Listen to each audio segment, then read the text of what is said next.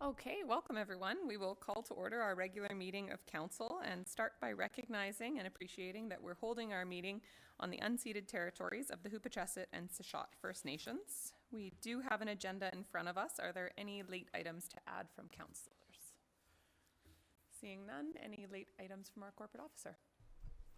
Yes, thank you, Madam Mayor. There is going to be a slight amendment to two items under new business. So item 3 and 4, development applications. The motions will be reflecting Schedule B rather than A as they are currently noted. Okay, thank you. And would somebody like to move approval of our agenda as amended? Moved by Councillor Solda, seconded by Councillor Patola. On the motion, all in favor? Carried. Thank you. And before we start today, I do just want to recognize that although she is not in the room today, sorry, hiding at the back. No, sorry, I don't want to make a big thing. No, just want to really recognize and appreciate that it is the last public meeting of our corporate officer, Twyla Slonsky, and just Twyla, want to really appreciate all the work that you've done for the city over the years, and we'll certainly miss you. Thank you. Thank you, and we'll move on now to adoption of minutes. We have the special minutes from the special meeting held at 10:30 a.m. and the regular meeting of council held at 2 p.m. on November 28th, 2022. Moved to adopt by Councillor Solda. Second. Seconded by Councillor Patola. Any comments or changes to the minutes? Seeing none, on the motion, all in favor? Carried, none opposed. So we'll move on to public input period, and this is an opportunity for members of the public to address council on topics of relevance to city council, and we take up to 4 speakers for up to 3 minutes each. Would anyone like to speak today? Okay, I'll take Ms. Walerius first, and then the gentleman over there second. Thanks, and if you don't just mind introducing your name and address to start. For sure. Oh, my package is falling apart. Good afternoon, Mayor. And Mayor Minions and councillors. My name is Leslie Walerius and I live at 5367 Russell Street here in Port Alberni. Today I'm here on behalf of the Western Vancouver Island Industrial Heritage Society that restores, maintains and operates the City of Port Alberni's Industrial Heritage Collection in partnership with the Alberni Valley Museum. David Hooper, our tour guide and historian, is unable to attend today. However, he extends an invitation to Mayor Minions and all councillors to tour the 3 industrial sites. The Heritage Centre on 9th Avenue, the home of the city's vintage trucks and equipment. The Alberni Pacific Railway Roundhouse for a tour of the city's number 7 Baldwin steam engine. And the logging show at McLean Mill, the only steam logging show in Canada. Today, the Society would like to thank the city for its continued support with a 2023 calendar, old-time steam logging, and wish you a Merry Christmas and a prosperous New Year. We look forward to seeing you in the new year for a tour of the city's industrial collection. Thank you for your time today, and Merry Christmas.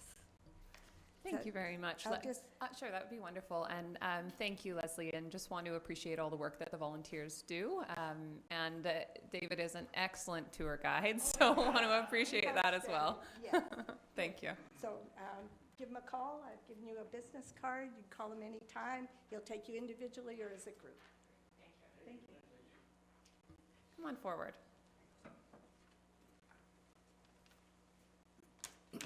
Hello. Thanks for letting me speak, Honorable Mayor and Port Alberni City Councillors. For a few years, I've been trying to push for allowing backyard rental units to help the residential taxpayers, such as my name is Shani Natavari. I live at 3873 Waterhouse Street. Thank you. Sorry about that. And anyways, to get a backyard rental unit for the get a little extra income or put up a relative on the property. So, and that was going on for a few years now, and I haven't received any reply. I phoned the city planner. He said, call back in 6 months. I called him back in 6 months. He said, call him back in 6 months.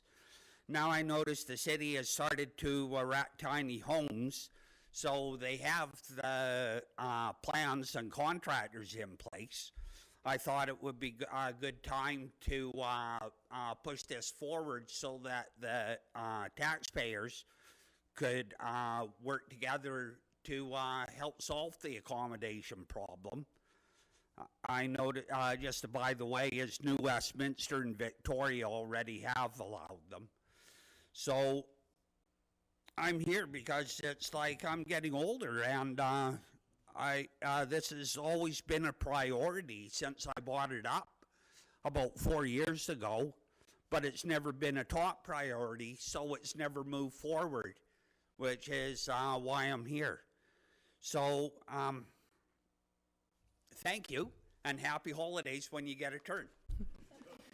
Thank you very much. Just want to, thanks for bringing that forward and let you know that we do actually have an item on our agenda today. So well timed, speaking to this and recognizing that it has been a priority for a long time. We've, I think the original motion was passed in 2015, but just as a result of other priorities and so much work at the city, it hasn't come to the top. So we're looking forward to getting it changed and implemented in the very near future.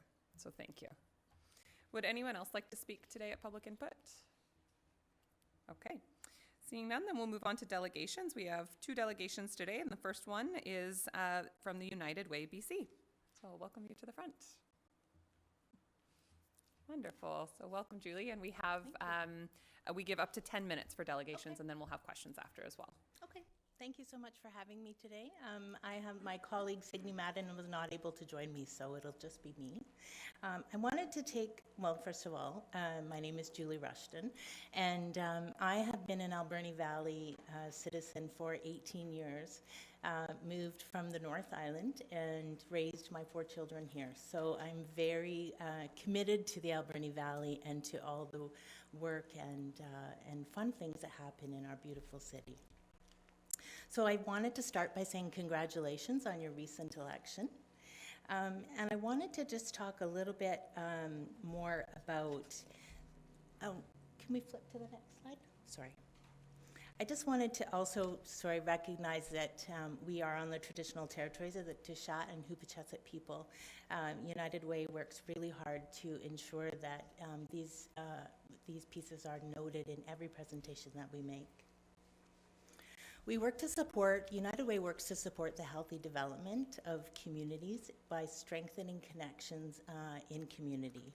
And I want to talk a little bit about some of the connections that we've strengthened here in the Alberni Valley over the last year. So just over a year ago, we amalgamated into a provincial United Way. We were 6 unique individual United Ways in the past, and we came together to amalgamate into one. This means that we serve 4 million people across our province, and we focus a lot on children and youth, seniors, poverty, mental health, and food security. We do this by listening in community, learning from community, and by forging ahead with strategic partnerships. Next slide, please. We've supported many emergencies across our province in this last year, and we do that by ensuring that as soon as something happens in a community, we are one of the first people to provide service and support. We don't just do that at the beginning of any emergency, but we work to stay in community and support community for the long term. We have expressed in this PowerPoint some of the challenges faced by communities across our province, lack of access to basic needs, rising costs of housing, increased demand on critical social community services, and the need for rapid and coordinated response to emergencies. This is where we talk about the local investments in the Alberni Valley. This last year, we've invested over $200,000 into the Alberni Valley. We've funded Alberni Valley Assisted Living Society, CMHA, the Friendship Center, Port Alberni Shelter Society, the Transition House run by Safe Haven, and School District 70, the Community School Project. We've done the support by funding local organizations who are working to increase the healthy supports available to residents. I want to make note of 2 local investments around Go Girls, which is an Alberni Valley Community School project at the School District 70, as well as the Port Alberni Friendship Center received a grant for connections in the amount of $25,000. We worked really hard this year to learn from our Indigenous partners across our region. And what we did was we took our community investment grants and we split them in half, saying half will go to Indigenous organizations and half will go to other organizations. Next slide. We hope to build an ongoing relationship with our council here in the Alberni Valley. You know, it's been expressed to me over the years living here that people are unaware of the work United Way has done. So we're really looking at sharing the work that we are doing in community, and we want to build on that. We want to increase the work that we do locally, as well as build relationships with local city staff as well. So I thank you very much for your time, and should you have any questions, please don't hesitate to ask. Thank you very much, Julie. Are there any questions?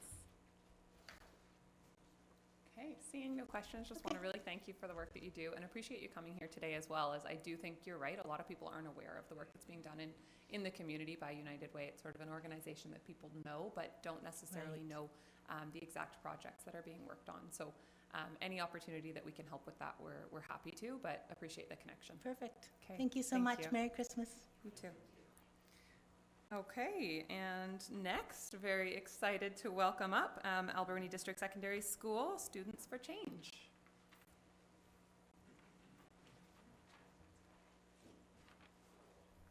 So welcome, and we'll pass the microphone over to you, and we'll have questions probably when you're finished. Hello, Madam Mayor and Council. Our names are Faith, Riley, and Sab, and we are from Ann Oswald Social Justice 12 class. Our group is called Students for Change, a student city shadow council who wants to make Port Alberni an improved and welcoming community for everyone. We will also be presenting to the school board and trustees in January. So what is a student shadow council? A shadow council is a group of students, usually high school age, in hopes of bettering their community. You're the future voters and council members of our town, and although our opinions are often overlooked, they are in ways the most important ones. As a council, we will meet once a week and then meet with the council about once a month. We will come up with projects and plans to make Port Alberni a better place, projects like making use of empty buildings or making safer communities. At our weekly meetings, we will come up with issues our community is facing and figure out ways that they can be fixed. With the solutions we come up with, we will bring them to the city council's meetings to discuss with and find ways to take them into action.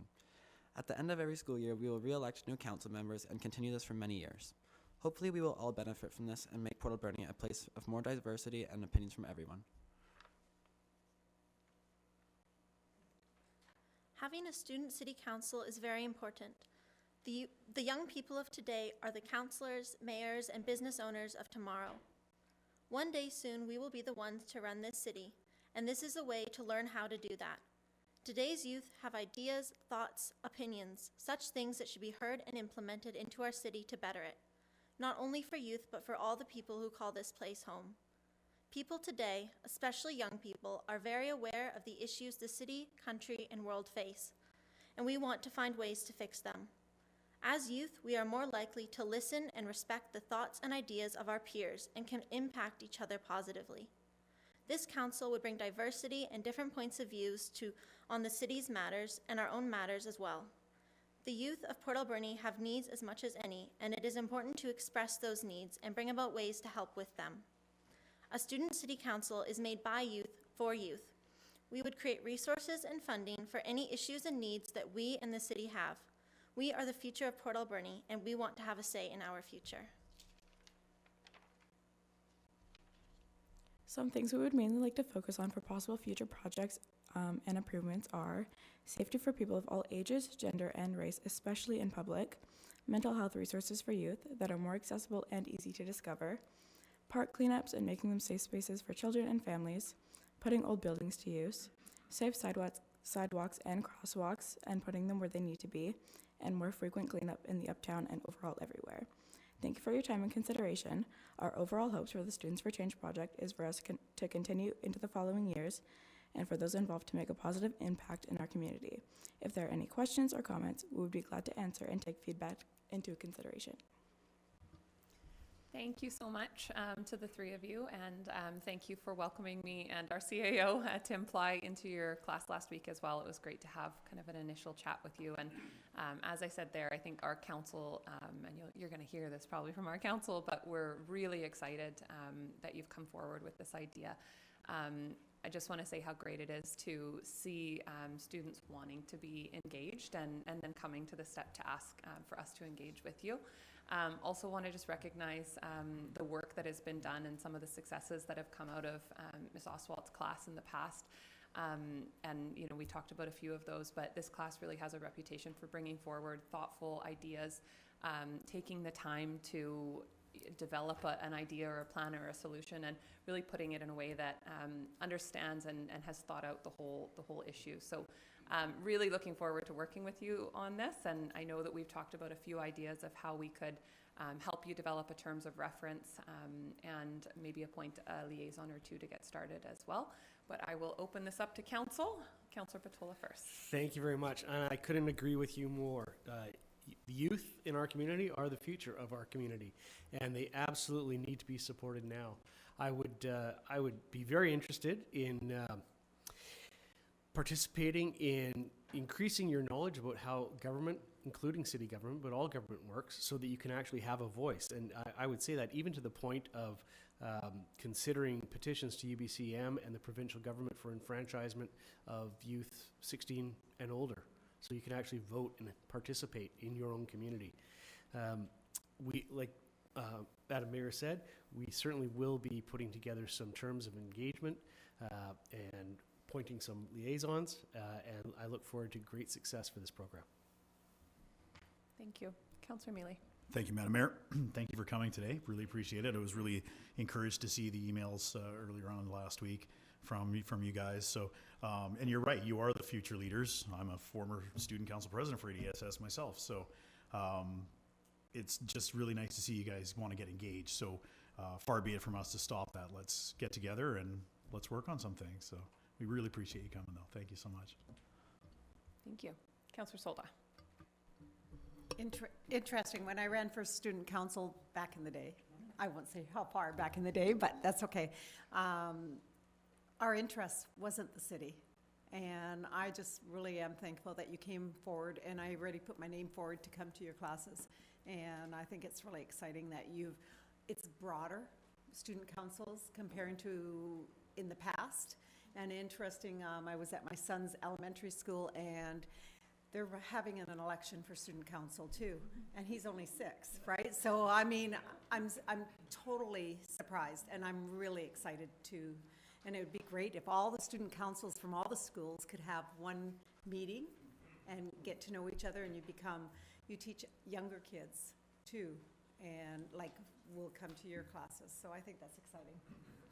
And I do want to note that one thing that I think you guys have highlighted is that this is somewhat different from the student council, because there is an EDSS student council, and this is a shadow city council, which I think is fantastic. So this is another step. Tim, do you want to speak to maybe a suggestion of next steps so that we can help this be successful? Sure, Madam Mayor.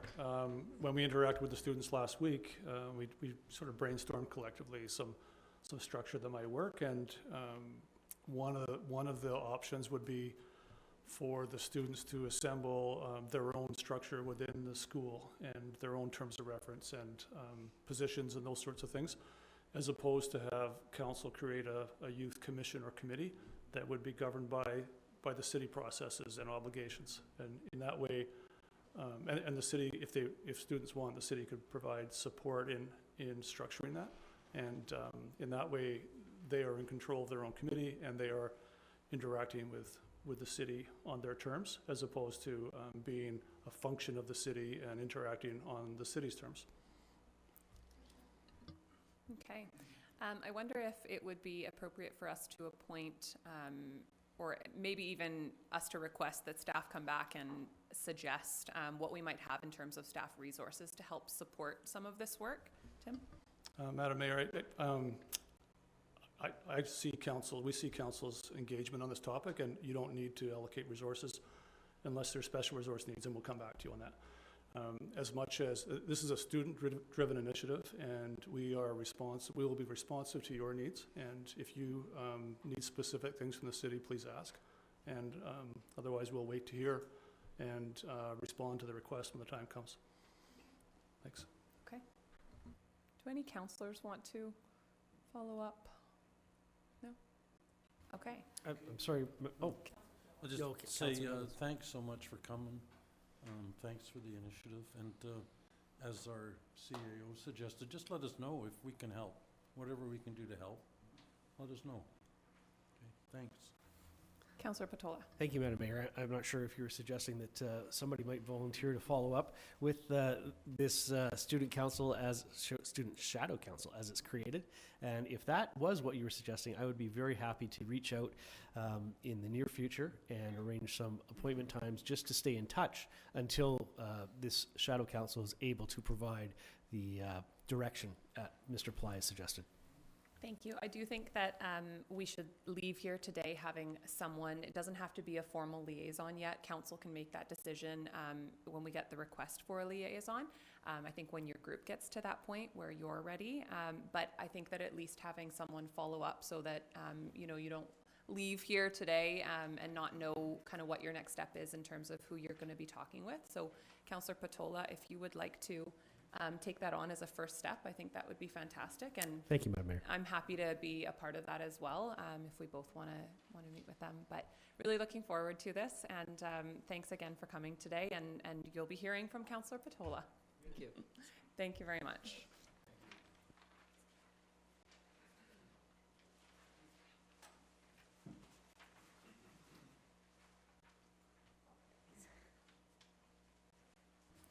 Okay, we'll move on to unfinished business. Item number 1, we have November 14th, 2022, regular council meeting minutes. Just a couple minor corrections there. Does anyone have any questions on these? Okay, seeing none, I think this is just for information. Item number 2, official community plan update. Welcome, Marianne. Good afternoon. Let's see how my stick does today. Oh, good. So before you today, we have the update on the work that we've been doing over the last few months in regards to the vision and touchstones. And I'm really looking forward to presenting what we've found and the questions you may have.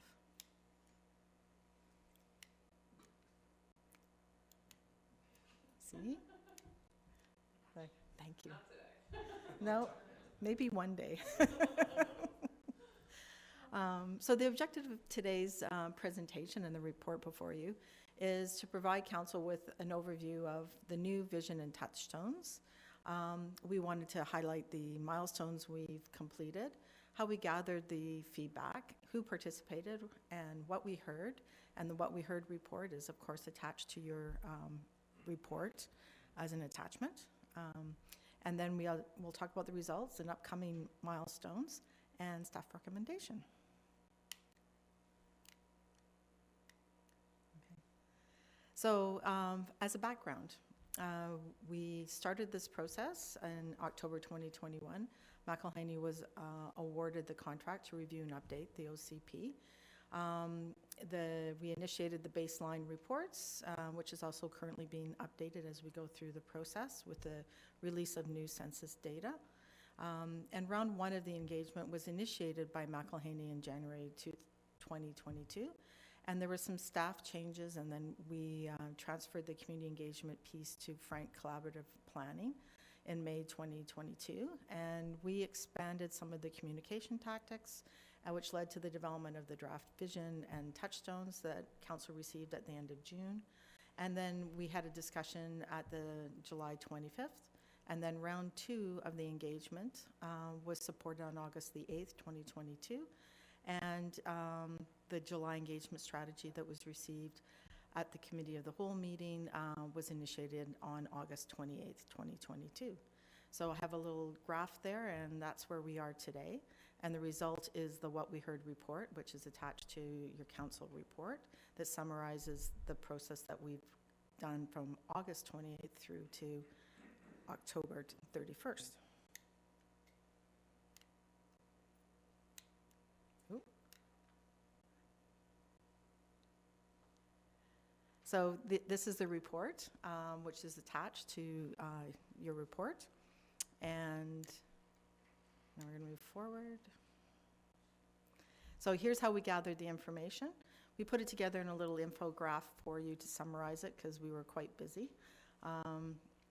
In the report that we had for the communication strategy, we talked about pop-up events, which we undertook, and there was 4 of those, and we touched 110 plus people. We did presentations to various community organizations. Chamber of Commerce was one, the Heritage Commission, APC, Rotary, and so we attended those and provided information and they outreached to their members. We did a September 14th, we did a stakeholder event that was another event that we had done in June 2nd. And we touched 10 organizations and we had 15 participants in this one. That was a very robust conversation. We also used a new tool called Slido, where we were able to actually put up the responses and measure the input from the participants. And that was a very useful tool, which we also use with APC. And we met with APC on September 15th. 9 members participated in that. Again, we used Slido. And then on the 29th, we had a public online session. We had more people register, but only 4 participate in it. And through September and October, we actually reached over 100 students. I was really happy to see the classroom before us because, and as well as classes participated. She had 2 of her classes that participated in this. And we also touched the grades. So we had grades 4 to 10. So this was really great. And we had really positive feedback from the students. And we will engage with the same school groups moving forward to keep them in the process as well. And then on October 6th, we had a targeted sort of social sector because we realized in some of our communication that was a group that we needed to try to hear more from. And we had 5 participants in that. And then we had the online survey where we had 272 surveys that were completed online. So it was quite a diverse process, and we heard quite a bit from the community and felt that we had a robust dialogue with various community members. So who participated? Well, we have the graphs breakdown by age range, and one of the things we noted in round 1 was the need to engage with the youth as well as Indigenous, and we managed to get the younger youth group engaged, but we do realize that we need to engage with the 18 to 25 age group, so that it's also a group that we've got identified as we move forward in the engagement, and also outreaching and working with the Indigenous government as well. So what did we hear? What were the common themes that we heard as we went through these discussions? So I've listed these, and it's also in your report, but high level, there's many social, cultural, arts, recreation concerns raised by the residents, and they wanted it to fall more into action and implementation work. And we've noted that in some of the, as we go through the process and through the touchstones, that we have heard that. Climate action is supported by many. That came up quite frequently, how we're going to move forward with climate action, what's the city's goals, and wanting action towards it. So we did hear that. And taking care of what we have already. So that whole maintenance piece and asset management was a big thing that came up as well. And we wanted to, the other thing is ensuring we're focusing on what the municipal government is responsible for versus other levels of government. So really understanding what the city's role is. And then they wanted clarity on terminology used so that everyone could understand what we're aiming for. So clarifying that, being more distinct and very simple in the language so it would be easy to understand.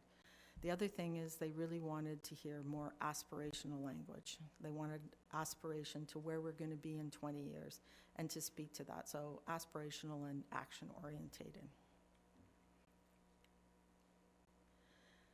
So the results.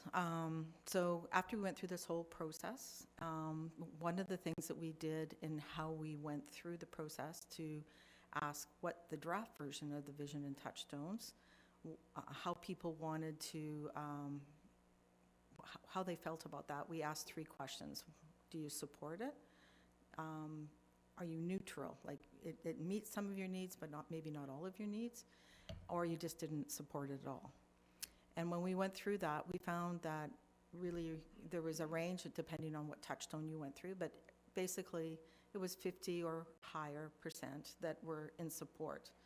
There was some neutral percentage, which was the next one, and we had discussions about, you know, how can we make this better for you? How do you relate to this? What are your refinements? What's missing? How does this make it so that you can support it? And so we took those suggestions and we reflected them in the process in the revisions to the vision and the touchstone. In your report for under each touchstone, you'll see how we've gone through that. I didn't go through it for this presentation, but I'm happy to answer any questions about it. But I wanted you to see the methodology that we used and what we heard from the community and how we arrived at the new vision and the new touchstones based on the input from the community. And so then here's the new vision and the new touchstones. And those are summarized in page 11 to 19 on your report or 74 to 84 on your agenda. And this reflects what we heard in a robust 2-month conversation. And staff feels that this is a really good place where we've landed with our input and engagement, and is recommending to consider moving forward with these, which is what we're asking council today. And there we go. And so moving forward, we would come back to council in January with an engagement strategy to enter into what we call phase 4, the policy development piece. And then we would begin the policy development in February, and we would go through that from March to May would be the whole policy development phase. Then there'd be a report to Committee of the Whole in June, and we draft an OCP document from July to August. And then in September, we would bring it back to council for a Committee of the Whole and then move it forward. There'll be various touchstones along the way. We'd like to use Committee of the Whole as a way of reporting back what we've heard and get discussion with council, and also that council would be invited to the public sessions and input in that manner. And so the alternatives for today would be that staff, that council supports the amendments to the new vision touchstone received on December 12th, 2022, that staff could pass a resolution to provide alternative direction to staff, and that council could recommend not to proceed. Staff are supportive and recommend option number 1. And questions and discussion. Thank you very much. Are there questions from council?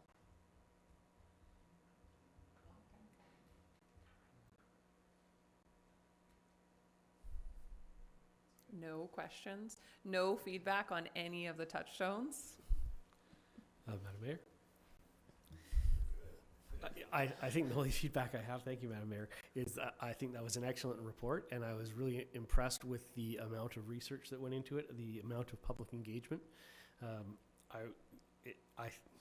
I wasn't on council when the first presentation was done, and although I listened to it, and I thought, well, there's some holes here, and I can't say there's any holes that I can identify right now. So without being too superfluous, I would say congratulations and move on to the next phase.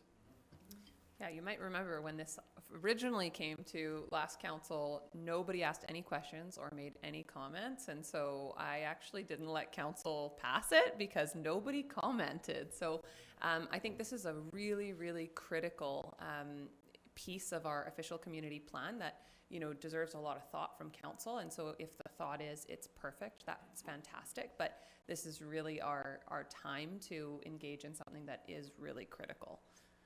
Councillor Dame. Sure. Well, I mean, I'd just like to say, and I'll echo Councillor Patola's thoughts, that I went into it with certain thoughts and ideas of what I wanted to see here, and it checked all of my boxes. So, yeah, I mean, without doing a deep dive conversation here, having read it, I was very satisfied with it. I think it's excellent. Thank you. Councillor Solda. Yeah. I don't really have any comments because you know what? We've been waiting for a long time for this report and I like what I see. So I'm happy. Now we need to move forward. Thank you. Thank you. I think that the updates are fantastic and definitely, as Councillor Patola said, there was, I think, some gaps. And I think that the first version that we heard, I looked at it and kind of identified almost like people in the community that I knew made those comments, which is fine. It's great that, you know, we know our people who are continuously involved. But I felt like we were really missing the segments of the community that we just don't as naturally, they don't attend our meetings and, you know, we don't get to them. So I think that this version really has a lot represented in it that represents that segment of the population that we don't necessarily hear from all the time, but it doesn't mean they don't care. So I can see, you know, some of the voices of the students in here. I can hear some of the comments that we heard when we were at Anne Oswald's class last week at the high school. I think that this is a much more thorough set of touchstones that will serve our community long term. So thank you. I think it's a great step. So if a member of council would like to read the motion. Councillor Solda. Madam Mayor, I move that the council approve the updated official community plan visions and touchstones developed as a result of the community feedback received during the period of August 31st to October 28th, 2022. Thank you. Moved by Councillor Solda, seconded by Councillor Douglas. Seeing no additional comments on the motion, all in favor? Carried, none opposed. Thank you, and thanks, Marianne. Thank you very much. Marianne. Item F, staff reports. Item number 1, accounts. Councillor Solda. Madam Mayor, I move that the certification of the Director of Finance dated December 12, 2022 be received and checks numbered 151,826 to 151,915 and inclusive in payment of accounts totaling $2,519,402.33 be approved. Thank you. Is there a seconder? Seconded by Councillor Mealy. Seeing no comments or questions on this, on the motion, all in favor? Carried, none opposed. We'll move on to item number 2 from the RCMP. We have our quarterly report. Welcome, Inspector Rochette.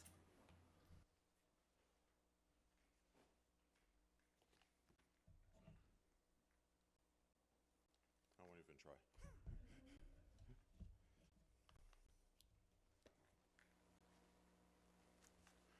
Madam Mayor, council members, nice to meet you. Unfortunately, I haven't had a chance to meet some of you in person, so congratulations.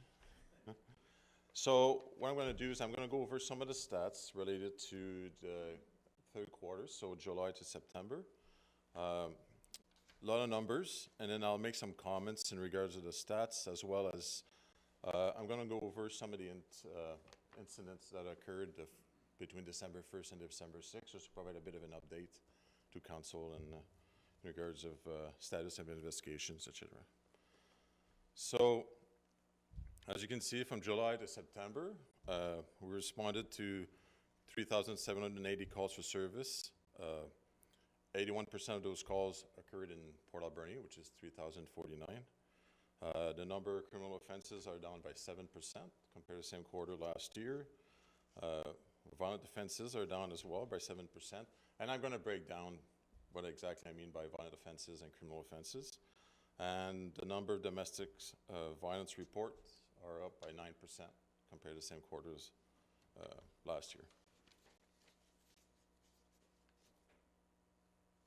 Just further down a bit. Thank you. So as mentioned, so we had 3,049 calls for service, which is a slight reduction compared to the same quarter last year, which was 3,125. I mentioned violent crime, 162 to 151. Again, a decrease of 7%. Property crime, 473 to 440, so declined by 7%. Other criminal code, and then again, I'm going to break them down exactly what I mean by other criminal code. gone from 279 to 250. Drug offenses, 12 to 18. I should mention, obviously, the 18th, it's all in relation to trafficking investigations. So it's an increase of 67%. And then for total criminal code offenses, gone down to 926 to 859 for a reduction of 7%. Criminal traffic, mainly driving while prohibited or impaired driving when you do it on a criminal, under the criminal code, seen an increase from 24 to 30 for that quarter. When I mentioned violent crime, we've seen a reduction, but you'll see for assaults, we've seen a slight increase from 77 to 83 for an increase of 8%. Harassment has gone up from 4 to 10. Robbery, we had 4 robberies during that period compared to 1 to the same quarter last year. Sex offenses, when you look at sex offenses of sexual assault, sexual interference, just an example, so 13 to 13 stayed the same. Ordering threats remained the same at 38. Domestic violence went from 43 to 47, so an increase of 9%. What I should mention is when you look at assaults, obviously domestic violence are included within that 83 number, so 57% of our report of assaults are related to domestic violence. Property crime, as I mentioned earlier, we've seen a decrease. If we break it down, auto theft went from 9 to 14, so it's an increase of 56%, even though numbers are quite low. Bike theft, seen a reduction of 13 to 5. Break and enters, business break and enters basically remained the same for 13 to 12.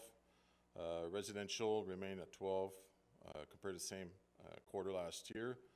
And break and enter other went from 5 to 1. So the totality for break and enters, the quarter was 25 compared to 30 last year for the same quarter, so it's a reduction of 17%. Mischief to property, which is vandalism, gone down from 113 to 87. Theft has remained the same, 87, 86. Possession of stolen property, we've seen from 8 to 2. Shoplifting has almost doubled from 20 to 36. We've seen a pretty drastic reduction of theft from vehicles, reduction of 60% from 77 to 31 for the same quarter, and fraud from 32 to 23. What we've seen for fraud is, unfortunately, a lot of our victims are senior citizens in regards of a scam. Yeah, exactly. So I was approached actually earlier by a lady here has been having issues in regards to that. So we're trying to do a lot of education, and as well as when elderly have been abused by family members, there's a program now that we can reach out and provide some assistance in regards to that as well. For other criminal code, cause disturbance, I've seen a reduction from 152 to 111, so it's a reduction of 27%. And then for breach probation, has remained basically the same, 1715. And breach of bail, 42 to 41, so just a slight reduction compared to the same quarter last year. I just made some comments in regards of, so I mentioned there was 4 robberies between July and September. 2 of the robberies, we've had charges laid against the suspects, so both of them are scheduled to plead guilty. One is in relation to the pretty violent robbery at the King Edward liquor store, where the employee was sliced in the neck with a knife. The person obviously was arrested the same day and supposed to enter a guilty plea on the 14th, so in 2 days from now, and we'll see sentencing in regards to that. As well as there was a robbery where the person it was an incident between 2 individuals, and there was quite a violent interaction, and the person was arrested and charged with several charges. Currently not in custody, but scheduled to attend court next month to enter a guilty plea as well. So we'll see what sentencing would look like. For one of the homicides that occurred last year, I just want to provide an update that in relation to the youth that was stabbed just outside the Friendship Center. Obviously, the accused is underage, and this occurred on March 27 in 2021. The prelim for the accused is actually this week. So it's all week we've been doing a lot of witness management last week to make sure that all the witnesses attend and are prepared for the hearing. So we'll see, discussing with Crown, this seems to be pretty positive as the way it's going to go, but this is where we're at in regards to that. The incident on December 2nd, the stabbing with multiple victims on 4th. The investigation is ongoing. Obviously, the suspect has been identified, and we've been in conversation with Crown in regards of charges and the next step for the investigation. So this obviously been had engaged all our plainclothes members. They worked all weekend, obviously, to put a package together that was forwarded to Crown, and we're just in conversation with them in regards of possibility of charges.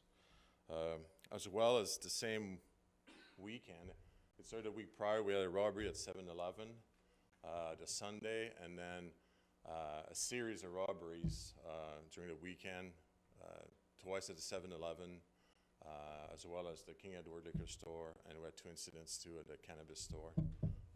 So basically we had 6 robberies in a span of 9 days. The suspect was located and arrested last week on Tuesday, running away from the last incident. He's been charged with robbery, and we will probably lay a couple more informations tomorrow, looking at 4 or 5 more charges.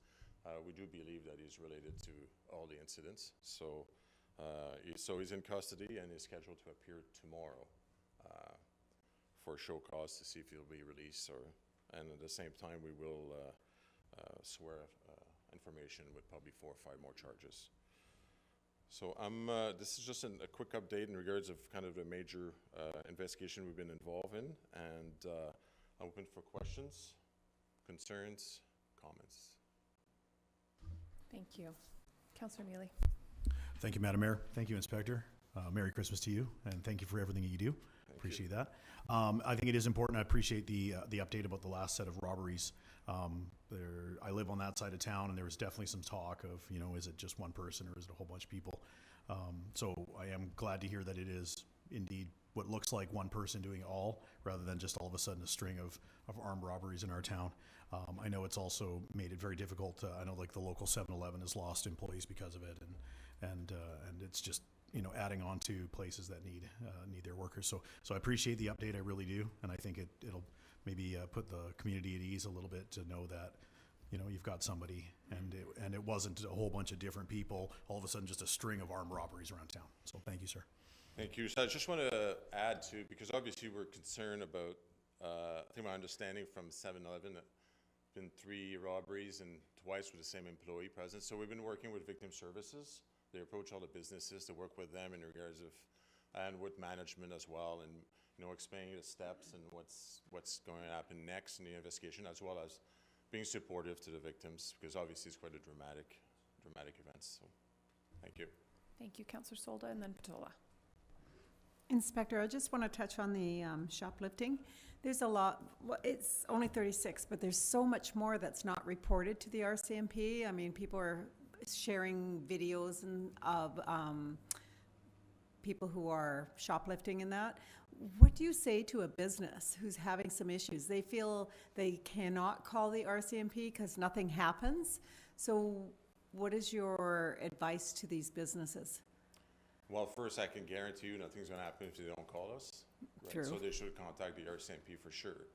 If there's concerns in regards of nothing's happening, I know obviously senior management would want to be aware of that. 2 is a lot of time, it could be communication issues, is we get a lot of videos and it's shared with other detachment and other members. Sometimes we just can't positively identify a suspect, and that's where we can move forward to charges.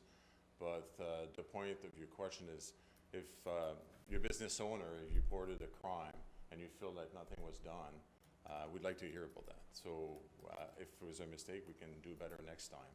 And as well as provided some information in regards of how you can protect yourself and different aspects sometimes of the investigation that may be confusing. But that's that's what I would suggest. Okay, and for the seniors, how are you communicating to the seniors regarding what's happening with them? You know, like you get this, hey, give me $500 and I'll fix your chimney or something like that, you know, and I hate that when they scam the seniors. So that's difficult because the reality is when you look at fraud, the number that I provided is, I think it's obviously a low average of what people, the number of victims. People are ashamed or embarrassed to come forward and feel that nothing's going to be done. And sometimes it's limited options for police, but as well as we want to make sure there's an education aspect of it. I know it's been on the media and on Facebook pages, we try to provide information. Like I was approached earlier, contact us, we can meet and kind of explain the way you can protect yourself. And as well as there's a new kind of it's a unit, but it's really just, I think, 1 or 2 investigators are at Green Timbers that can support us in regards of the complexity of investigation that involve like family members taking advantage of a senior parent, so which is quite dramatic. Yes, and a lot of times there's feeling embarrassed to come forward, so trying to work all that together, and the communication aspect is really important when you come to that type of investigation, like I mentioned, just because of the emotions and just to understand what can and cannot be proof and what we can actually bring to court. So maybe when they're in doubt, call. But exactly, and you know what, if you're uncomfortable calling the police, there's an anti-fraud phone number you can contact as well, and that phone number is provided online. I don't have it with me, but that's something you can do as well. And then they gather data, and usually a lot of time when we get these messages, it's actually from that anti-fraud center. Okay, we've received 50 calls in the last 2 weeks about this type of fraud, and just trying to make sure that provide an education aspect. And if there's possibility of investigation, then they contact the local police of jurisdiction. Super, thank you, thank you. Welcome. Councillor Patola. Thank you, Madam Mayor. I want to thank you for your service to the community and that of all your members. I can appreciate your frustrations when there's lack of evidence, and the frustrations that fall then on those that are affected, particularly with things such as shoplifting, where the CCTV isn't quite good enough or is the wrong angle, or you just can't identify the people. But I want to commend you for all the efforts you put in trying to identify those people.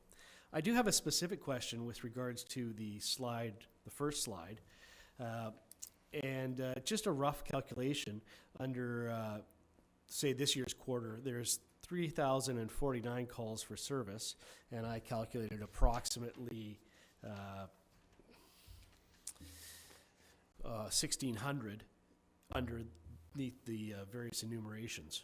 So that would lead me to believe there's approximately 1,400 calls for service that are non-criminal or just don't result in criminal charges.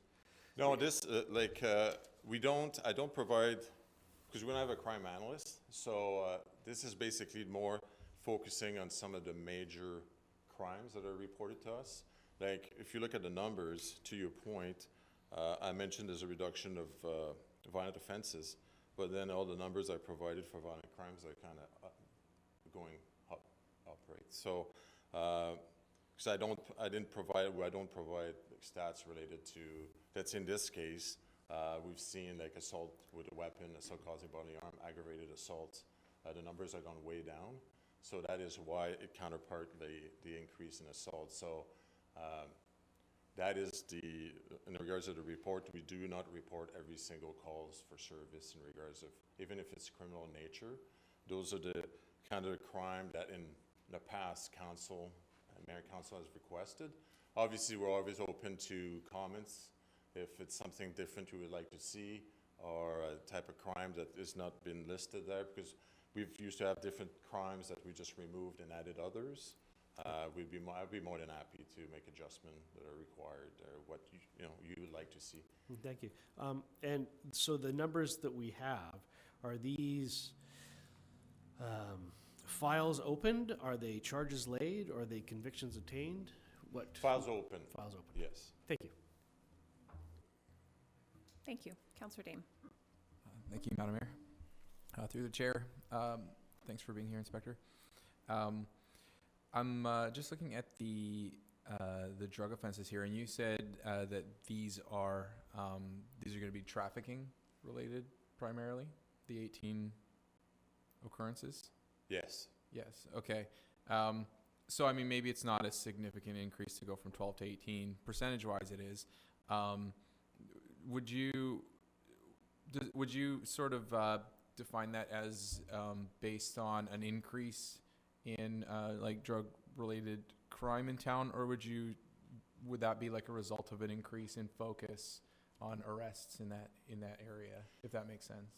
Yeah, so for that time frame, it's actually an increase in focus. Okay. So we always get funding to PTEP, the Provincial Target Enforcement Program, and we use some of that money to target certain clients, and so that's where we're able to lay more charges and set up more operations in regards to that. Thank you very much. Any additional comments? Okay, well, thank you very much. Appreciate the report, and this report is just for information, so we'll move on. Thanks, Inspector Rochette, for being here. Move on to bylaws. Item number 1, we have a report dated December 1st from our Manager of Planning, zoning bylaw amendments.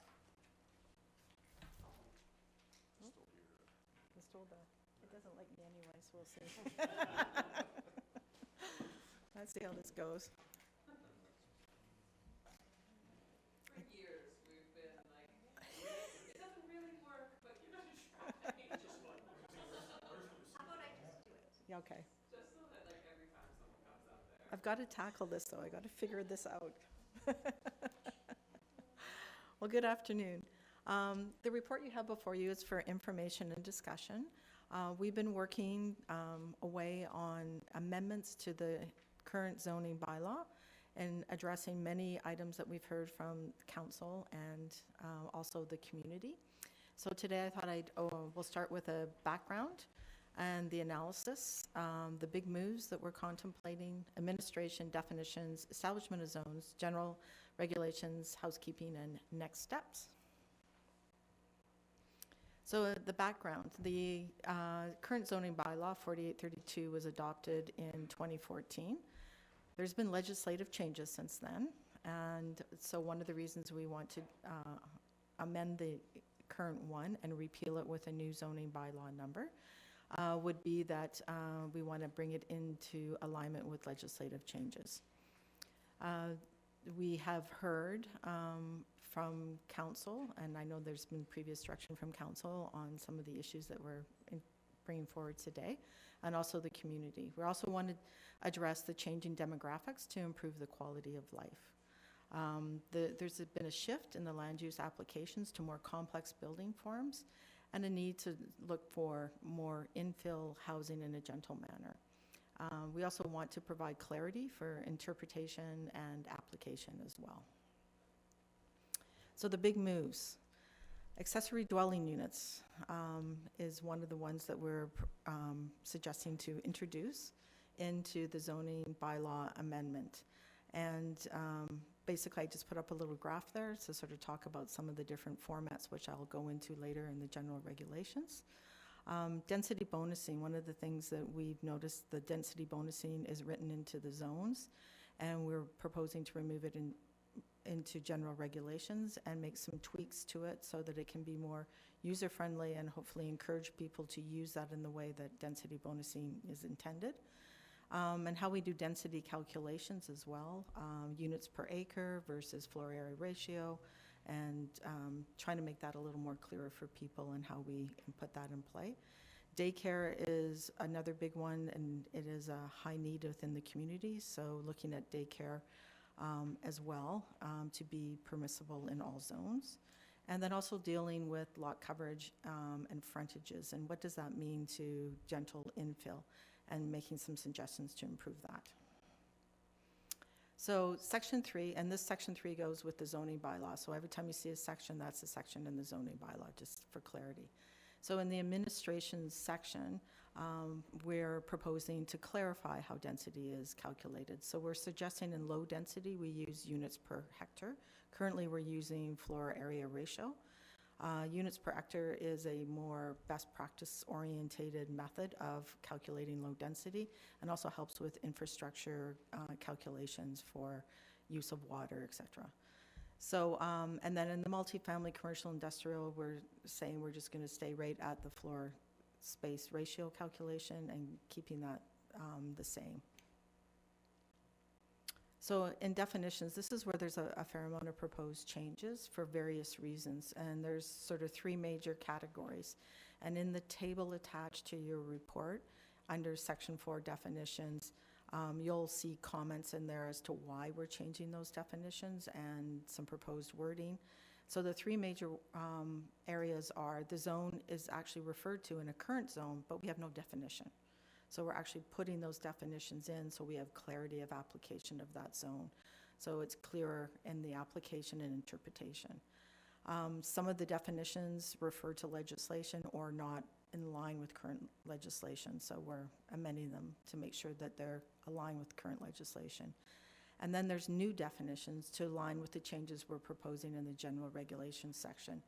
So there's two main things we've brought into that. One is the accessory dwelling units, and also to define housing on the housing continuum. Currently, our definitions do not include things like emergency shelter, extreme weather, and those sorts of forms of housing that we are looking to provide within the city. So we're bringing in that clarity so that they align with the programs that are currently in play with the provincial and federal governments. So the next section is establishments of zones. So this is where you find all your zoning, zones in there. And so what we're doing here is saying that the daycare can be permitted in all the zones. And so it'll be removed from anything that it's just a permitted use, so that it goes into the general, so it can be everywhere. And then we're removing stories, because right now it's very confusing for people to have 18 meters and, oh, you can do 2.5 stories. Like, it's really hard to define a half story or a story. So straight calculation using straight height is what we're recommending, and removing all reference to stories. Then the other thing is that the naming convention, we call them family dwellings, and we're going to more the best practice approach, which is detached, semi, or multi-unit, so that aligns more with current best practices. So one example is that in the R2 zone, which we currently call 1 and 2 family residential, we would change that to detached and semi. And then one of the big issues that we're finding in this zone is the lot coverage is only 40%. And the little graph I put down below, when you see a vacant lot, and then you see the natural development of the lot. So that brown rectangle in there is like what you could really build on that lot. And then what we find is the limit of development under the current zoning, which is the last box, says this is what you can actually build on this, which limits the ability to build, say, duplex, for example, which we're finding a lot. And I know council's been, we've had a lot of, going to R1 to R2 or R3 so people can try to build a duplex and do some gentle infill. So we're saying, recognizing we have an issue, so let's deal with that issue and make this tweak in there so that we can allow what can be developed there in a natural way.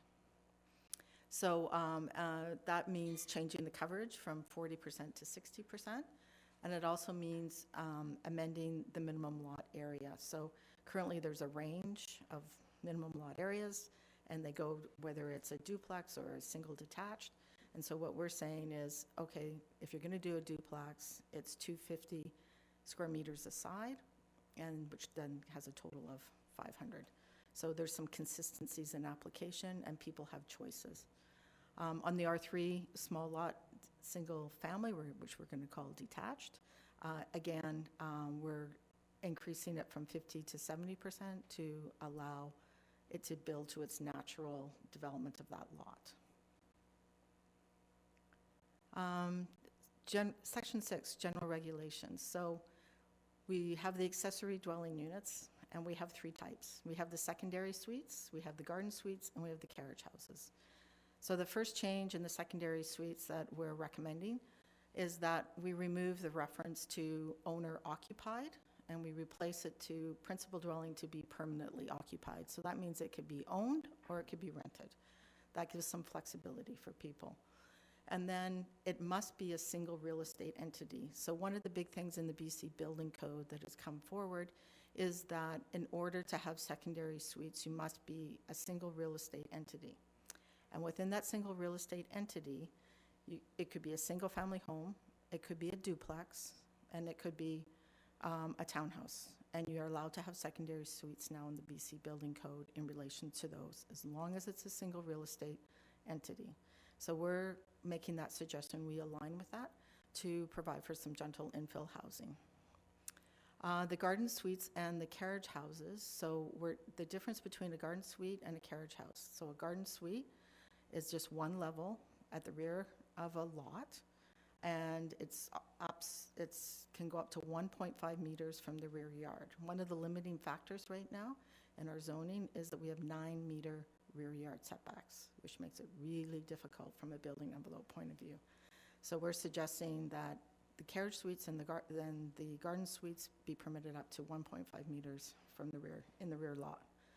So that's a notwithstanding clause that we put into the general regulations.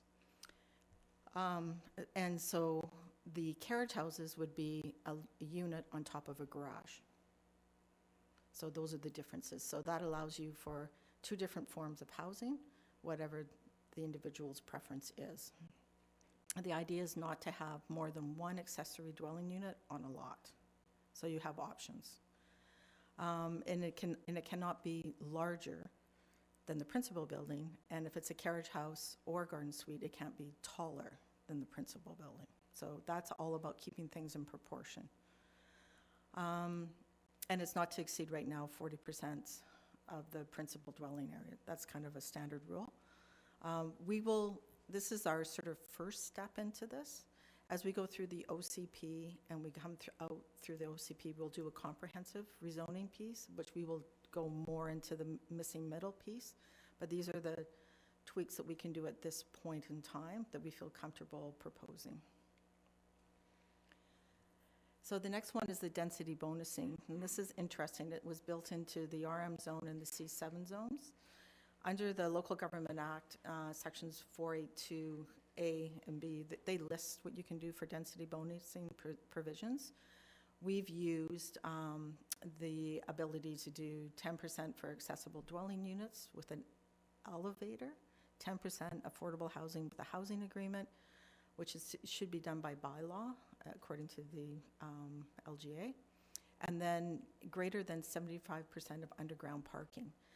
And so the way it's written right now is you must do all of those things in order to get your 0.5 FSR. So it's not very encouraging for people. So what we're suggesting is that people have a choice, and they provide one of those in order to get that extra density. It's not a lot of bonus density, it's only 0.5, and in the RM zones, it's only 0.25. And so we're saying, let's align this with the C7 and let's make it all equal to 0.5 and have people have a choice. And we're hoping that this will encourage people will do this for affordable housing and accessory dwelling units and things like that. So it's a small step, and again, we're going to have to look at this after we come out of the OCP, but it's a small step in a good direction to try and encourage density bonus. Housekeeping, again, we're going to go through, we're going to modernize the language in the zoning bylaw. We're going to format it so it's easier for use and access for both internal and external. And also the references to the local government and community charter, updating them so they're with the relative sections of the legislation. And finally, next steps. So we're in the process of drafting that zoning bylaw, and we're here before you today to get some discussion and comments. How do you like where we're going, what we're proposing, what we've heard? And we would like to bring that to the committee of the whole in January with the draft zoning bylaw. And we hope that once council is comfortable with the draft zoning bylaw, that we could go forward with engagement with the community and then go through the formal process. And that's questions. Thank you so much. I think those are excellent updates, and I think really take us in a direction that will hopefully take a bit of pressure off of our planning department for, rezonings where a rezoning isn't necessarily necessary. So thank you for bringing this forward. Councillor Patola. Well, I think you're 2 for 2 now today. I do have a couple of questions. One is, would density bonusing be stackable? So you mean like if you took the accessible units plus that? Yes. Yes, you can, absolutely. And that's the intent of density bonusing. And that's why we're saying select, but unfortunately we have a limit that is set for 0.5. So the maximum is 0.5. Yeah, and so moving forward, like we would look at that as to what do we really want for those values as you stack them to get maybe a greater FSR, which would make a project more viable. So it would be possible in the future to go above 0.5? Yes.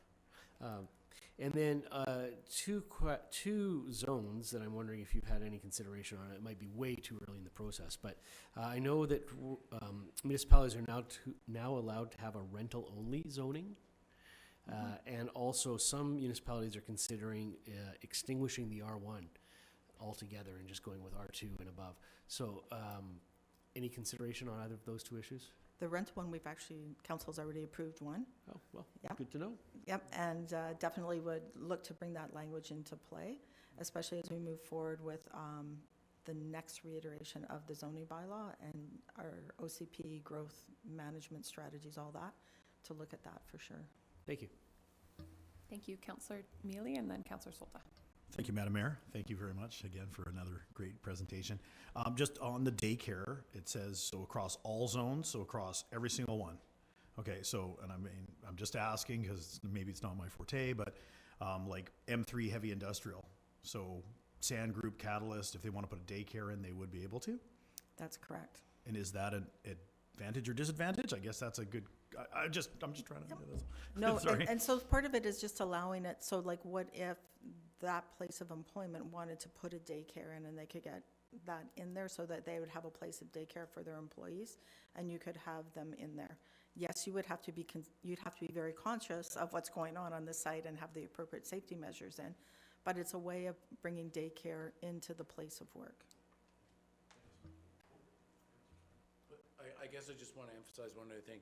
The province has some very specific regulations on childcare. So, I think Marianne makes a good point that, yeah, if there's an employer that wants to do this would be an excellent opportunity to do them. But I guess we also need to know that the province has some very specific rules and regulations about what they're required to do with that.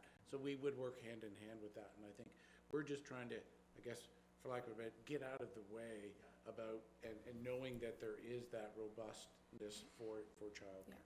We're making sure that zoning is not a barrier to someone wanting to put something in that works otherwise. That's right. And they have to be licensed through the province, through the community care. Yeah. Yep. Thank you. Councillor Solda. Just a quick question. The carriage homes, maybe I didn't misunderstood, but is it one level or is it a separate building? Like some people have those little cottages behind their houses. So it's a separate building. It is. And then it would either garden suite, one level, carriage house would be on top of like a garage. Okay, that's where that. So those are the two difference. Yeah. Okay, thank you. Okay, thank you. Councillor Patola. Thank you. Just following up on the carriage homes. So some places also call them laneway homes. Mm-hmm. Really, I think they're the same thing. But if they are in fact accessible from a laneway, will that impose any further obligations on the city to maintain laneways? Well, that is a question that we're going to have to look at as we go through this process. I've had to deal with this before with snow removal. So yes, it'll have to be vetted through staff for sure with that. Thank you.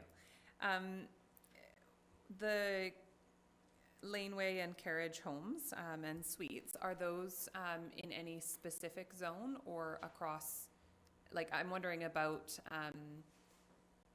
anyways, R1, not R2 maybe, or in R2 as well? R2, okay. R3. What about our comprehensive development zones, like thinking, for instance, Uplands 2, I've had neighbors ask me when we're getting carriage home designation, but that's a comprehensive development zone, I believe, so wouldn't apply to those? No, typically when you do a comprehensive development zone, it's site-specific. And so these are dealing with our residential zones and allowing them in those zones. Okay, Yeah. thank you. That's great. Fantastic step. Okay. Not seeing any other questions. Oh, Councillor Douglas. Thank you. Yeah, I was just about, I might have missed it somewhere because there's a lot of information in there about parking requirements. I've seen in a lot of the advisory land commission meetings, you know, it comes up particularly when you've got an apartment building, that sort of thing, and people don't necessarily need cars. A lot of people aren't using cars or trying to get away from cars, and yet the developer would be required to have a certain amount of parking spaces. Have we relaxed that at all and moved into the next sort of the future bid, or is it still the same? So for any of the accessory dwelling units, they will have to provide one parking stall. Okay. Now, the other range of parking requirements, like if we're looking more towards affordable housing and some of our multi, we'll need to look at that. But right now, we won't, that's a big task to sort of tackle that one. So that'll be part of the comprehensive zoning bylaw when we go back after the OCP. Okay. Well, thank you very much for this report. So the next step is the committee of the whole meeting. Great. Okay. Thank you. Thank you. Move on to item number 2, City of Port Alberni 2022 to 2026 Financial Plan Bylaw Amendments 5045-1. And so this is just the final adoption of the financial plan amendments that were read at the last meeting. Councillor Douglas, would you like to read this?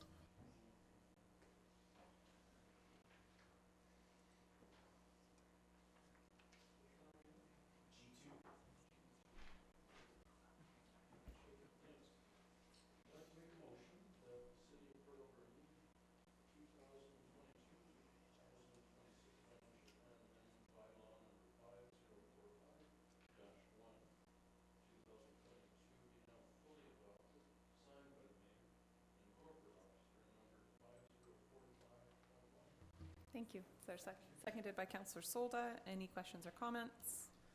Seeing none on the motion, all in favor? Carried, none opposed.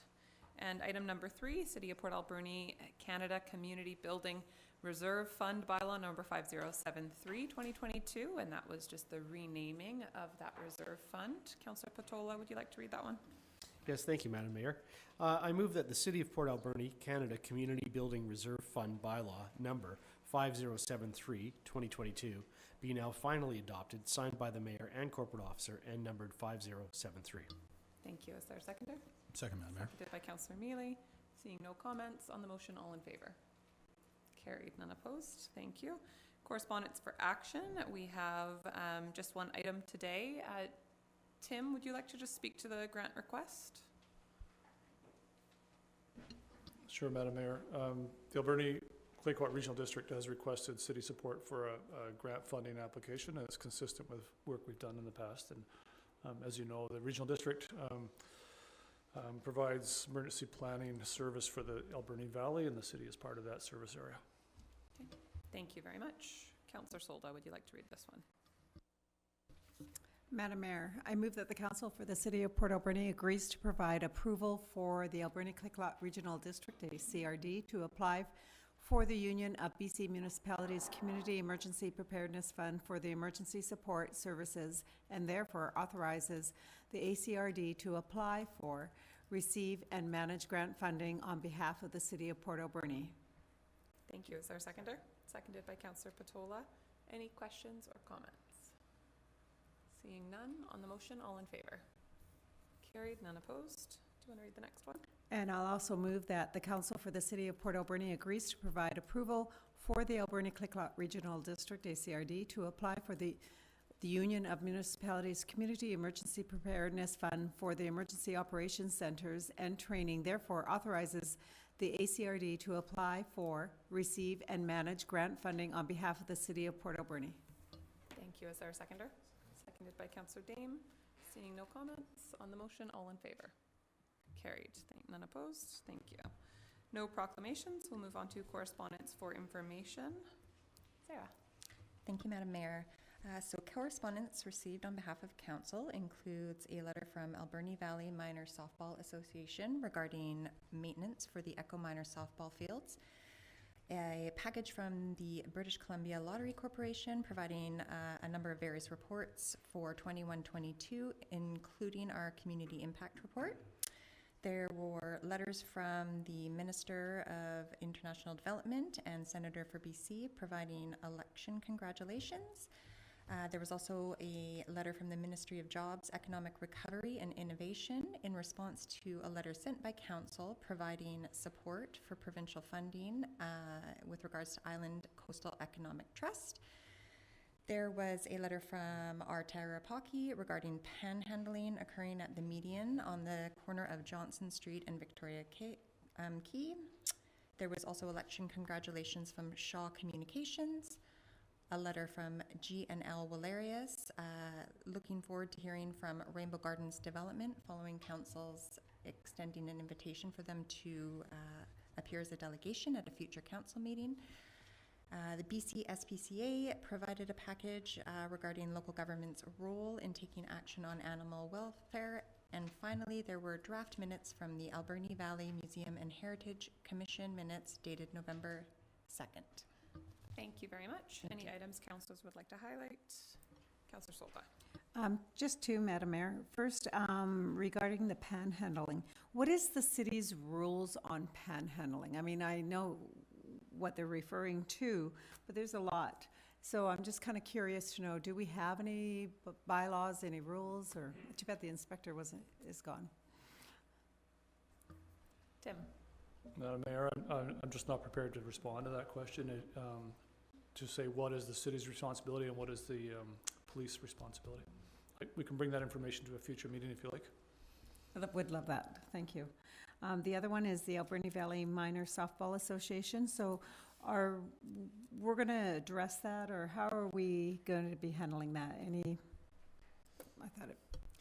I would say we started a path of significant investments into the ball fields, recognizing that we started with the baseball fields and not the softball fields. The fields I refer to as all one kind of department, and the two that we started with were recognized as the highest need. So appreciate that there's some concerns about different fields, but I think we've indicated our preparedness to approach this in a consistent and ongoing way to improve the fields. And we could certainly respond to that letter, but I think it's important to recognize that we have begun that work and made a financial commitment already to improvement of the fields, and there'll be more to come, as was noted when we made that commitment. And I would like to see us respond, which is great. Thank you for addressing that, Madam Mayor. Councillor Douglas and then Councillor Patola. Thank you. Yeah, actually, the softball was one of the ones I was concerned about. The other one was the letter from regarding Rainbow Gardens, and I was just wondering how we sit with that and where we're going to go with that, proceed. Thank you. I know that there was a motion to invite Rainbow Gardens to attend a meeting of council. I'm not sure if that's done yet or not. I know I've had reach outs from some Westport neighbors in the last few weeks as well, just because the demolition of the very small but last park in the Westport area has, I think, been scheduled to take place. And for people who remember the history on the park that Rainbow Gardens, where their expansion is now, there was a commitment from the city to work with them to replace that park, and a commitment from Rainbow Gardens. So I think especially now that that second park is gone, the conversation needs to come back, whether that's a partnership or the city scheduling in at some point building of a new playground there. I know that will be a budget item, but I think it's something that we have to make sure comes forward reasonably soon. So I think that starts with bringing Rainbow Gardens just to ask for an update. Thank you. Thank you. Okay, Councillor Mealy and then Councillor Dame. Oh, that's all right. I was going to give it to you. That's all right.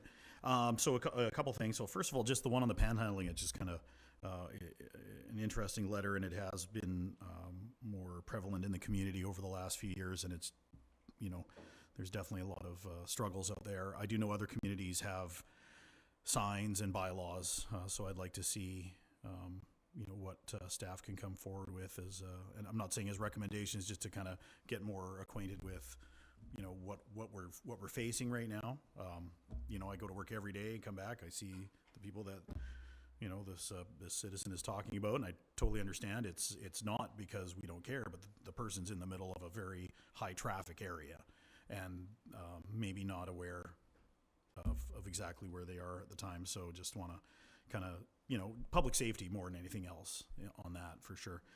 Alberni Valley Minor Softball, I believe it would be fruitful to meet with the group. I can save with a little bit of background. Before the baseball field upgrade was even considered, that Alberni Valley Minor Softball was disappointed this year on how the fields were upkept. I volunteer every year. Every year we have a provincial championships, and we're a great community for that, and Softball BC loves us as a community. And I think next year will be the first year that we don't host a provincial championships of any kind because of that. So, we are, still Sport Alberni in my mind, of course. And they strictly talk about their 4 fields that needs to be done, but also stuff too, like bathrooms aren't opened, had to hire nickel and waste disposal to rent a dumpster, which takes away from our unionized members as well, and that's their jobs as well. So there was a few things in there. I just think it would be fruitful, as they talk about $30,000 in funds that they give to the city, and they don't want to give it next year because they're not seeing the value. So that's $30,000 out of the pockets of the community as well. So maybe not a motion right at this time, but definitely an opportunity to meet with minor softball at some point and just talk about how the season's going to go this year. So thank you. I'd be happy to do that with you and a member of our staff. That'd be great.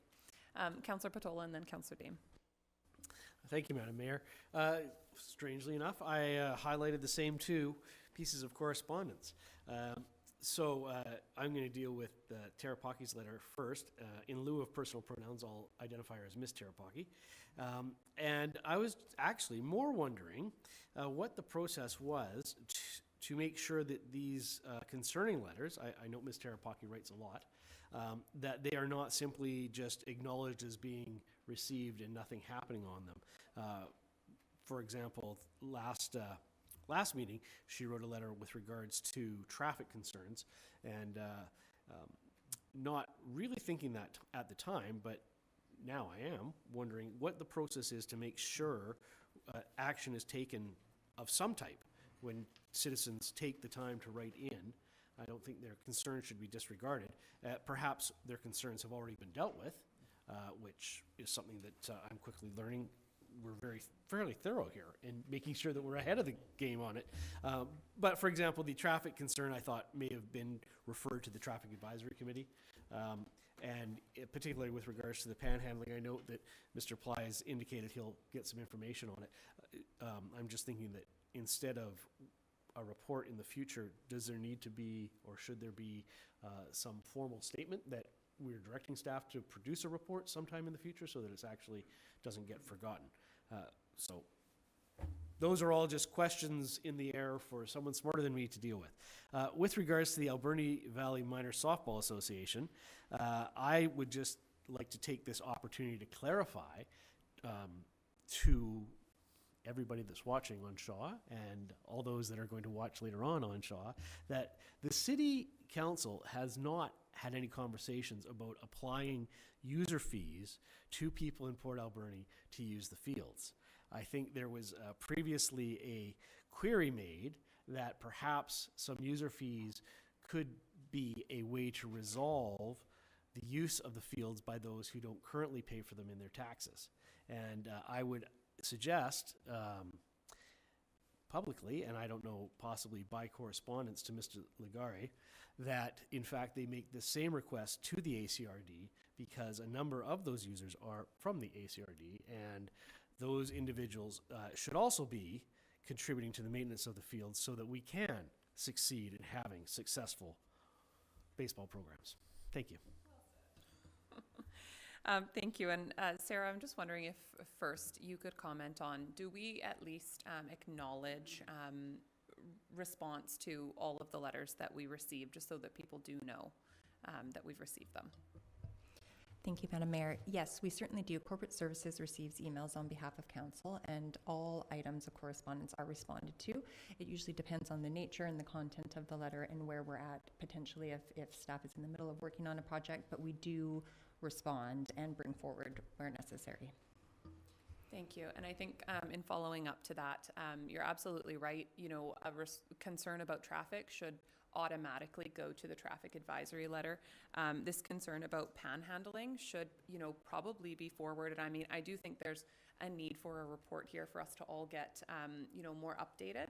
And we also should absolutely make a motion to direct staff to write a report every time, rather than one person just asking for it. That's much better process, and it gives all of council the opportunity to say, yes, I think that's a good use of staff time, or no, I don't think it is. But we should, you know, I think we often do refer to committees or refer to internal city departments or to our CMP, and that doesn't necessarily get noted here. So we can be more intentional about that. I mean, this panhandling, aside from getting a report to council, it could be automatically referred to bylaw and RCMP as, you know, just as one example. Councillor Solda, and then we'll go to CA. I just want to touch back on panhandling, and if you want a motion for that, I have no problem making that motion. There's a lot of people I have talked to, when they see a panhandler, they're afraid to go into a particular business or cross a panhandler, because some, not all, are aggressive. And I think it has to be looked at. And of course, regarding your safety issue, regarding that particular area that this letter refers to, totally agree with that, you know, and I don't know, do you want a motion? Or, okay, Madam Mayor, I move that we refer this letter to bylaw for a report. Staff? Staff, okay, staff first. I want to go right to the meat of things. Come on. Okay, fine. I'll go with staff first, and then we can go from there. Scott's going, thank God. I second that. Yeah, well. Seconded by Councillor Patola. Sure. So on the motion to, I think, refer this letter to RCMP and staff and request a report on updates for staff. Moved and seconded. On the motion, all in favor? I just want a bylaw written. Carried. Thank you very much. Tim. Madam Mayor, for council's awareness, when the city receives letters, if they require action by council, they are correspondence for action, in which case you'll be asked to address that specifically. If it doesn't require your action, it's correspondence for information. And if you look at the screen, you'll see that each of these letters is stamped with in the upper right hand and indicates who the letter was referred to. In this case, it was referred to RCMP. It was also copied to the manager of community safety, who has been away right now, so community safety might not have this, although the corporate officer and the deputy clerk have it, and the corporate officer supervises community safety. So these letters are already in these staff's hands. We don't, if there's an issue comes from any letter or any path that is a safety issue, we'll action that right away. And a letter for correspondence, we won't take action necessarily unless council pulls that off out of that file and says we want to proceed with this. So I hope that helps give you some perspective on how these letters are handled. And as Sarah said, every letter gets a response. Thank you very much. Councillor Dame. Thank you, Madam Mayor. Yeah, I would just like to, I guess, voice my support for the concerns of the Alberni Valley Minor Softball Association. It was a concern that came up a lot during when we were during the election. That this was, you know, a lot of different people in the community are concerned about that. And I guess what I'm wondering is, do we feel that the current budget is it enough to address all of these concerns and in what sort of timeline is what I'm wondering? I think that's a great question, and I would suggest that we ask for a report on the softball fields from our Director of Parks, Recreation and Heritage. This is an issue that's been ongoing for a while.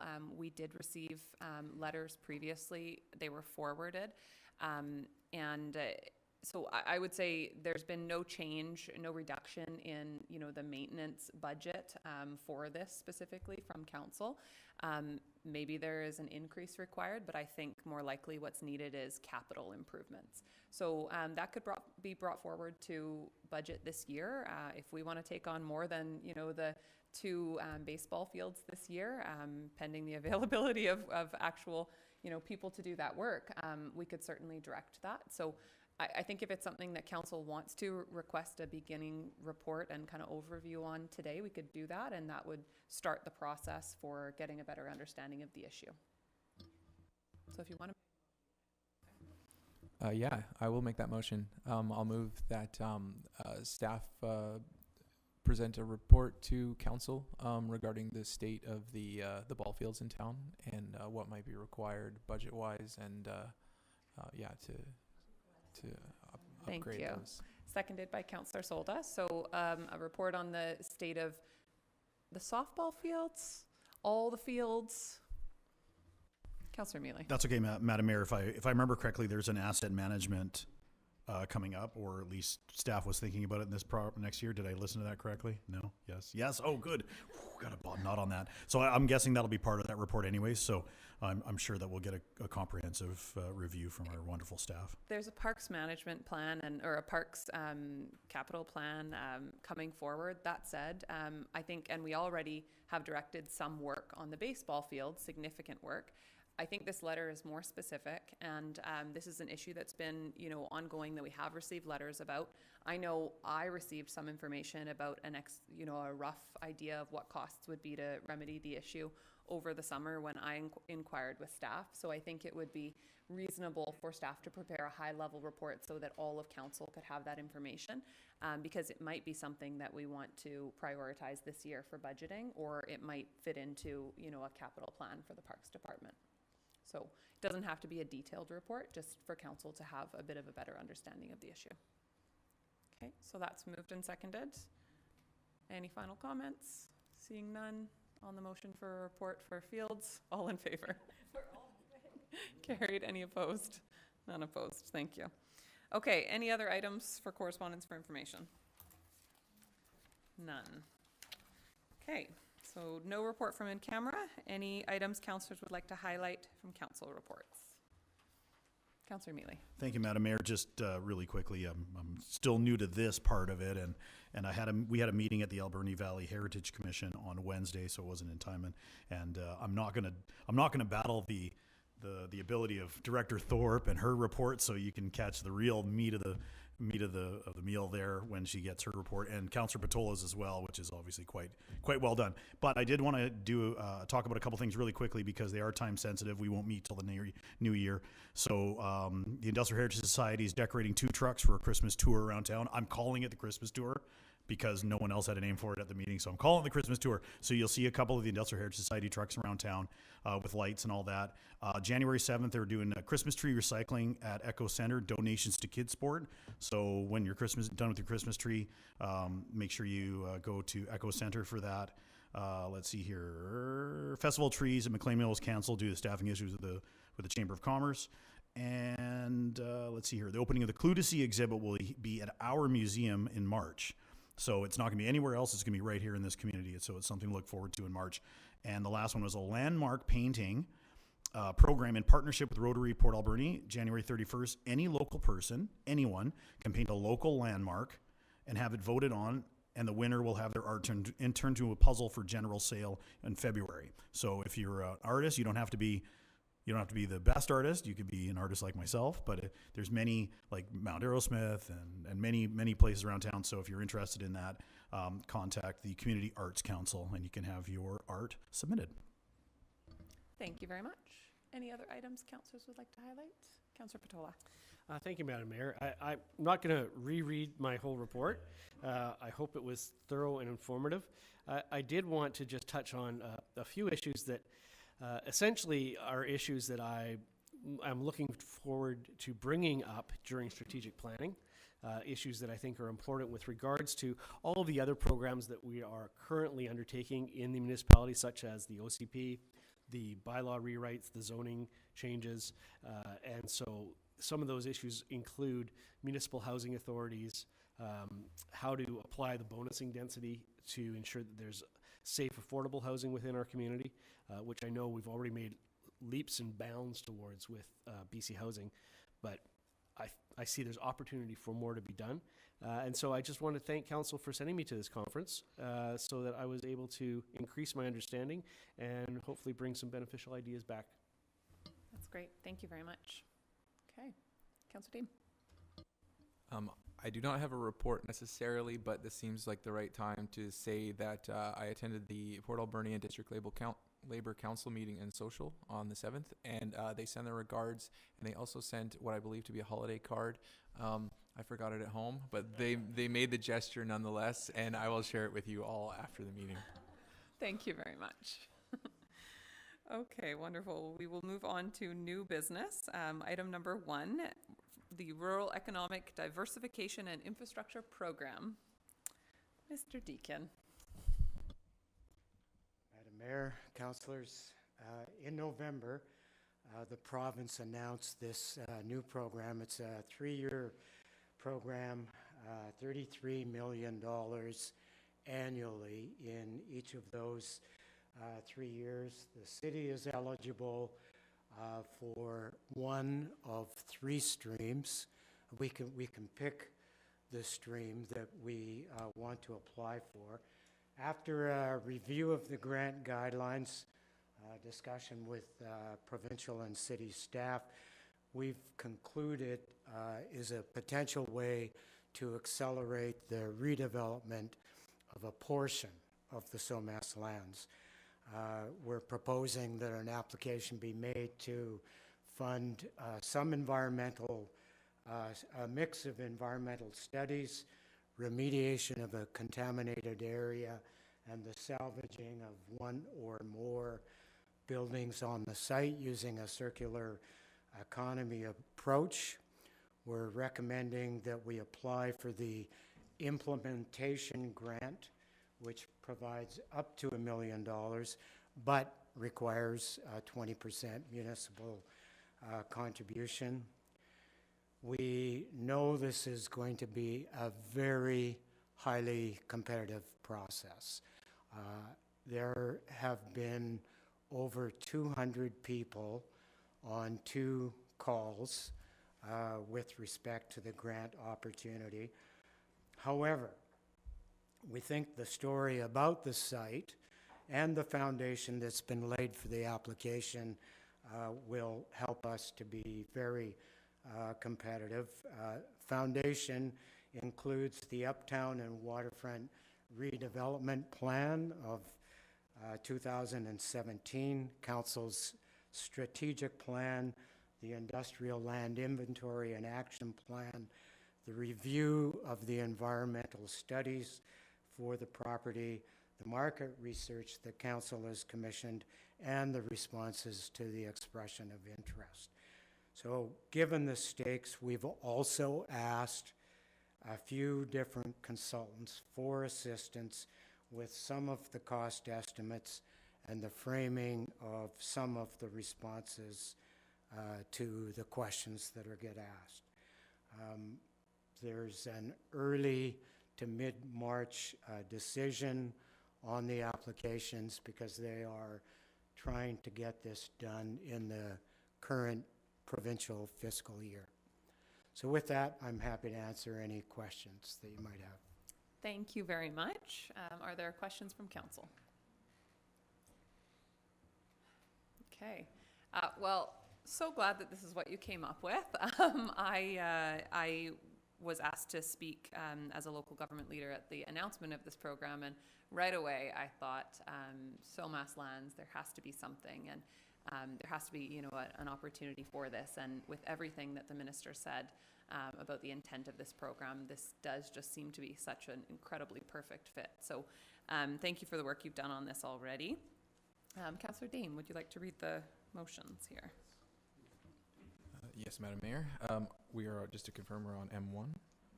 Okay, so I move that Council approve the city as an applicant to the Economic Diversification Implementation Grant of the Rural Economic Diversification and Infrastructure Program. Thank you. Is there a seconder? Seconded by Councillor Mealy. Any comments? Seeing none on the motion, all in favor? Carried. If you want to continue.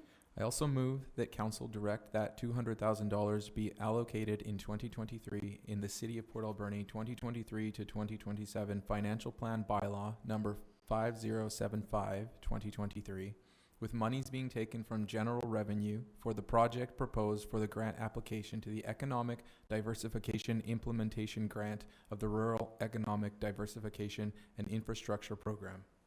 Thank you. Seconded by Councillor Solda. Any questions or comments on this piece? Seeing none on the motion, all in favor? Carried, none opposed. Thank you. Thank you. Thank you very much, Pat. Okay, item number 2, Community Investment Program 2023 recommendations. Thank you, Madam Mayor. So the Community Investment Program, or CIP, is a mechanism where requests from local nonprofit organizations can be considered for grant funding once annually, rather than each organization approaching council separately throughout the year with requests for funds. The CIP typically assists with funding events or programs that would struggle without this support, rather than an organization's day-to-day operating expenses or capital projects. Each spring, the city's website is updated with the application details and timeline. In addition, staff reach out to all organizations who have submitted applications in the previous 3 iterations or 3 years to remind them of the program and corresponding deadline. Those organizations are reminded then again each fall to apply before the grant deadline. The timelines for the 2024 CIP cycle are included on page 212 of your agenda package for your awareness. And so the amounts that you're reviewing today, Council, are for the coming calendar year. So they're for the 2023 calendar year. So when reviewing the application details spreadsheet on page 213 of your agenda package, Council will note that over $54,000 were requested in cash grants, and the CIP is recommending that only $17,470 of that be awarded. So just for Council's awareness, that variance is due to organizations requesting funds for operating expenses that they may already incur, such as things like utilities or staff wages, and items such as performer honoraria that are not normally funded by the program. So the categories of the 2023 cash and in-kind requests are outlined on page 210 of your agenda. So some members of council may be reminded, this time last year there was some discussion about, could staff please outline where the cash grants, what they were requested for. So that is outlined in your agenda package. And then recommendations by the committee are outlined on page 209. Tim. Madam Mayor, if I can jump in, you'll see that the recommendations are broken out into 3 separate ones, and that's because many of these groups are active in the community, and council's active in the community, and one or more of you might feel that you have a perception of conflict, so we've broken them out as best we can to facilitate as many councillors as possible being in as many other considerations as possible. Thank you. I was going to ask Councillor Douglas to come back in here because you do have to declare your conflict, and we broke it out so that in order, I could step out of the first one as I have a conflict, and then I can come back in. You can step out of the second one. We took a scan, myself and Tim and Twyla, just to see if we saw any other potential conflicts. And just a reminder that it is our choice if we want to recuse ourselves, but I just figured that you would, and I knew I would. So we didn't see any, but if anyone else has a conflict, certainly we could break this out further. But it is okay for us to be in here to hear the general overview. We just wanted to step out when the time came. So thank you, Willa. And I will now recuse myself for the first item due to a conflict with my husband's employment.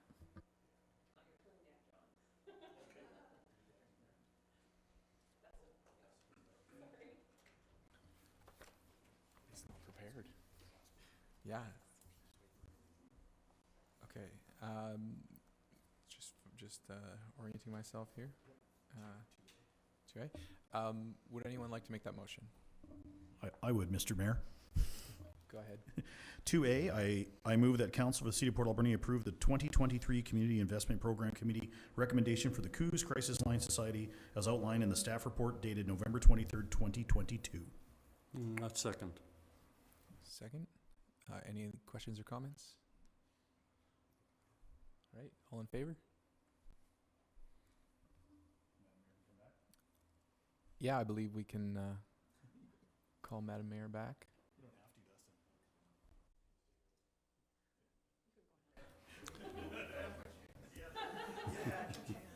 So I'm going to recuse myself due to employment with the next agency involved. Thank you very much. Okay, so the next item we're going to consider independently or on its own is the Port Alberni Shelter Society grant. Would anyone like to make that motion? Councillor Mealy. Thank you, Madam Mayor. Move that the Council for the City of Port Alberni approve the 2023 Community Investment Program Committee recommendation for the Port Alberni Shelter Society / Shelter Farm as outlined in the staff report dated November 23rd, 2022. Thank you. Seconded by Councillor Solda. Seeing no comments on the motion, all in favor?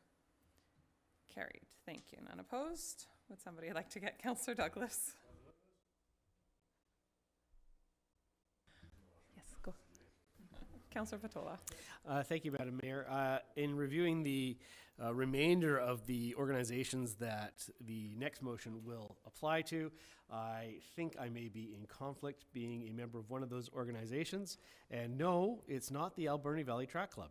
I am a director on the Toy Run Society, so I would like to recuse myself at this moment. Absolutely. So we will separate that one out then as well. Thank you for letting us know.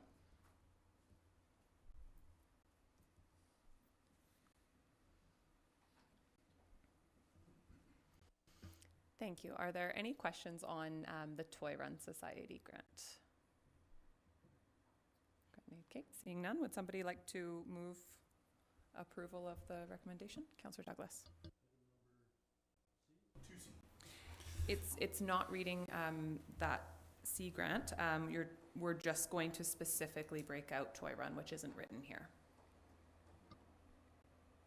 So make a motion that Council for the City of Port Alberni approve the funding for the Toy Run as outlined in the staff report dated November 23rd, 2022.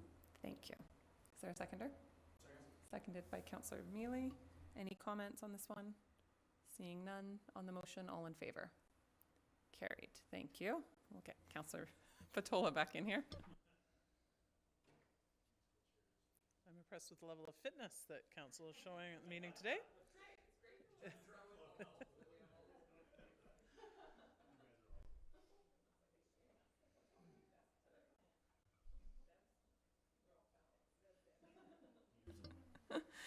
Okay, and the last motion is to approve the remainder, unless anyone has additional conflicts. Seeing none. Councillor Mealy. Thank you, Madam Mayor. Move that the Council for the City of Port Alberni approve the remaining 2023 Community Investment Program Committee recommendations as outlined in the staff report dated November 23rd, 2022. Thank you. Seconded by Councillor Patola. Any comments or questions? Seeing none on the motion, all in favor? Carried. Thank you. Thank you, Willa. Okay, moving on to item number 3. We have development application 3008 2nd Avenue.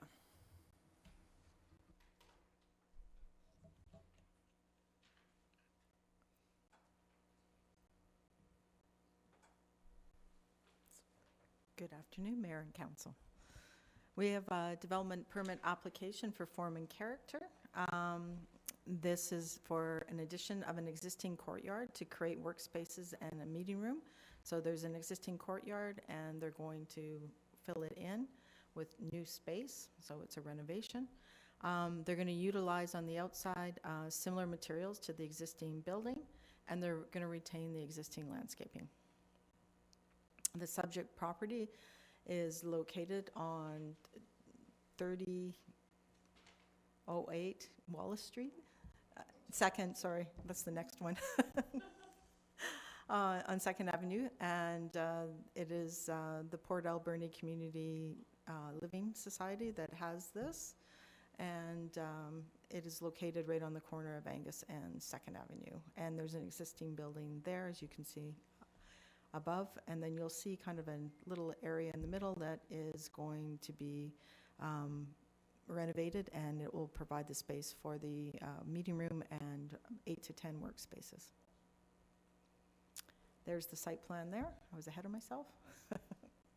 And you can see the new, the striped area there is the new addition area.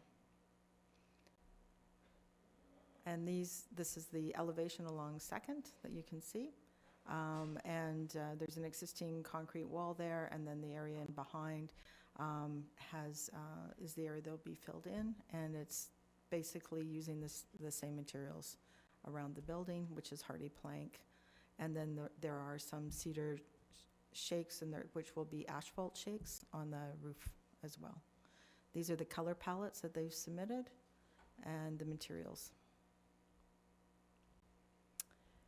So staff is recommending that council authorize the issuance of development permit 2204, and that the director of corporate services be authorized to sign the permit, including development permits as shown in Schedule B, prepared by Karsten Jensen Architects, dated November 17, 2022. Thank you very much. Are there any questions? Councillor Douglas. Thank you. Just wondering, this went through the Advisory Planning Commission prior? Through Madam Mayor. Development permits do not go to the Advisory Planning Commission, only Great. development variance permits. Thank you. Thank you. Councillor Mealy. Oh, I'll make the motion if you like, Madam Mayor. Move that council authorize the issuance of development permit number 22-04, and that the Director of Corporate Services be authorized to sign the permit, including development plans as shown on Schedule A, prepared by Karsten Jensen Architect, dated November 17th, 2022. Thank you. And just to note that that was amended to Schedule B. So as soon as that's great, we'll just note that. Wonderful. Is there a seconder? Seconded by Councillor Douglas. And not seeing any questions or comments on the motion. All in favor? Carried. Thank you. And item number 4, development application 4467 Wallace Street. Thank you, Madam Mayor. This is a building envelope remediation, and it's a development permit because it's triggered the 25,000 or greater value in construction. It falls into the form and character side. They're basically doing no changes to the architectural features, utilizing similar materials in the building envelope replacement. And there's a site modification to the foyer just to improve accessibility. There's a location of the subject property on the corner of 8th and Wallace. This is the site plan showing the building on the site itself. And this is the foyer where you'll see that they're just enlarging it slightly to allow for accessibility, so ability to move around a wheelchair and other accessible motions that are required for BC Building Code. And then here's an elevation of the building, and then the materials and finishes on the side. They're basically doing like for like, and the colors are slightly different than what's on the current building, but blend in very nicely to the area. So staff is recommending authorization of this development permit number 2020, development permit 2206. Thank you very much. Are there any questions on this one? Councillor Douglas. I'd be very happy to advance this motion for second and discussion. So I'd like to make a motion that council authorize the issuance of development permit number 2206, and that the Director of Corporate Services be authorized to sign the permit, including the development plans as shown on Schedule A, prepared by WSP, dated December 5th, 2022. Thank you. We'll just note that as Schedule B, because that Schedule was B, amended in this one amended. as well. Yeah. Second, Madam Mayor. Thank you. Moved by Councillor Douglas, seconded by Councillor Mealy. Any comments? Okay. Seeing none on the motion, all in favor? Carried. Thank you very much. Item number 5, commissions and committee appointments. Thank you, Madam Mayor.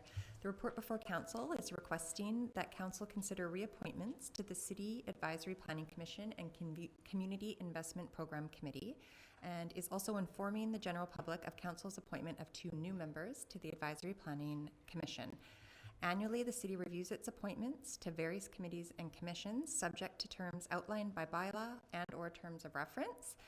Following public notice in the Alberni Valley News inviting applications for the Advisory Planning Commission, Council, at its November 28th in-camera meeting, appointed 2 new members, Daniel Holder and Sandy McCurr, for a 2-year term of January 1st, 2023 to December 31st, 2024. In addition, staff were able to confirm interest for reappointment from 4 eligible members of the Community Investment Program Committee and 1 for the Advisory Planning Commission, as noted in the recommendations for Council's consideration. Thank you. Thank you very much. I want to thank all the people who put their names forward. Councillor Dame, would you like to read this motion? Yes, Madam Mayor. I move that Council reappoint Joe McQuaid to the Advisory Planning Commission for a 2-year term commencing January 1st, 2023 to December 31st, 2024. Thank you. Is there a seconder? Seconded by Councillor Solda. Any comments? Seeing none on the motion, all in favor? Carried, none opposed. And if you want to continue. I also move that Council reappoint Joshua Dalling, Callan Noy, Colin Schult, and Craig Summers to the Community Investment Program for a 1-year term commencing January 1st, 2023 to December 31st, 2023. Thank you. Seconded by Councillor Solda. Seeing no comments on this one either. On the motion, all in favor? Carried, none opposed. Thank you. And item number 6, award of RFP 01922. Who would like to speak to this? Jeff, come on forward. Infrastructure Solutions. Thank you, Madam Mayor, Council. Yeah, so there's some big terms in this report. I apologize for that, but sometimes it's tough to break down technology.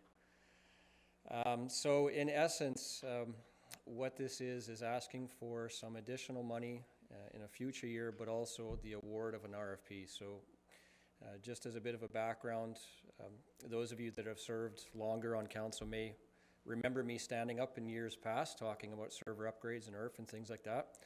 So we have a 5-year IRF cycle with our server infrastructure.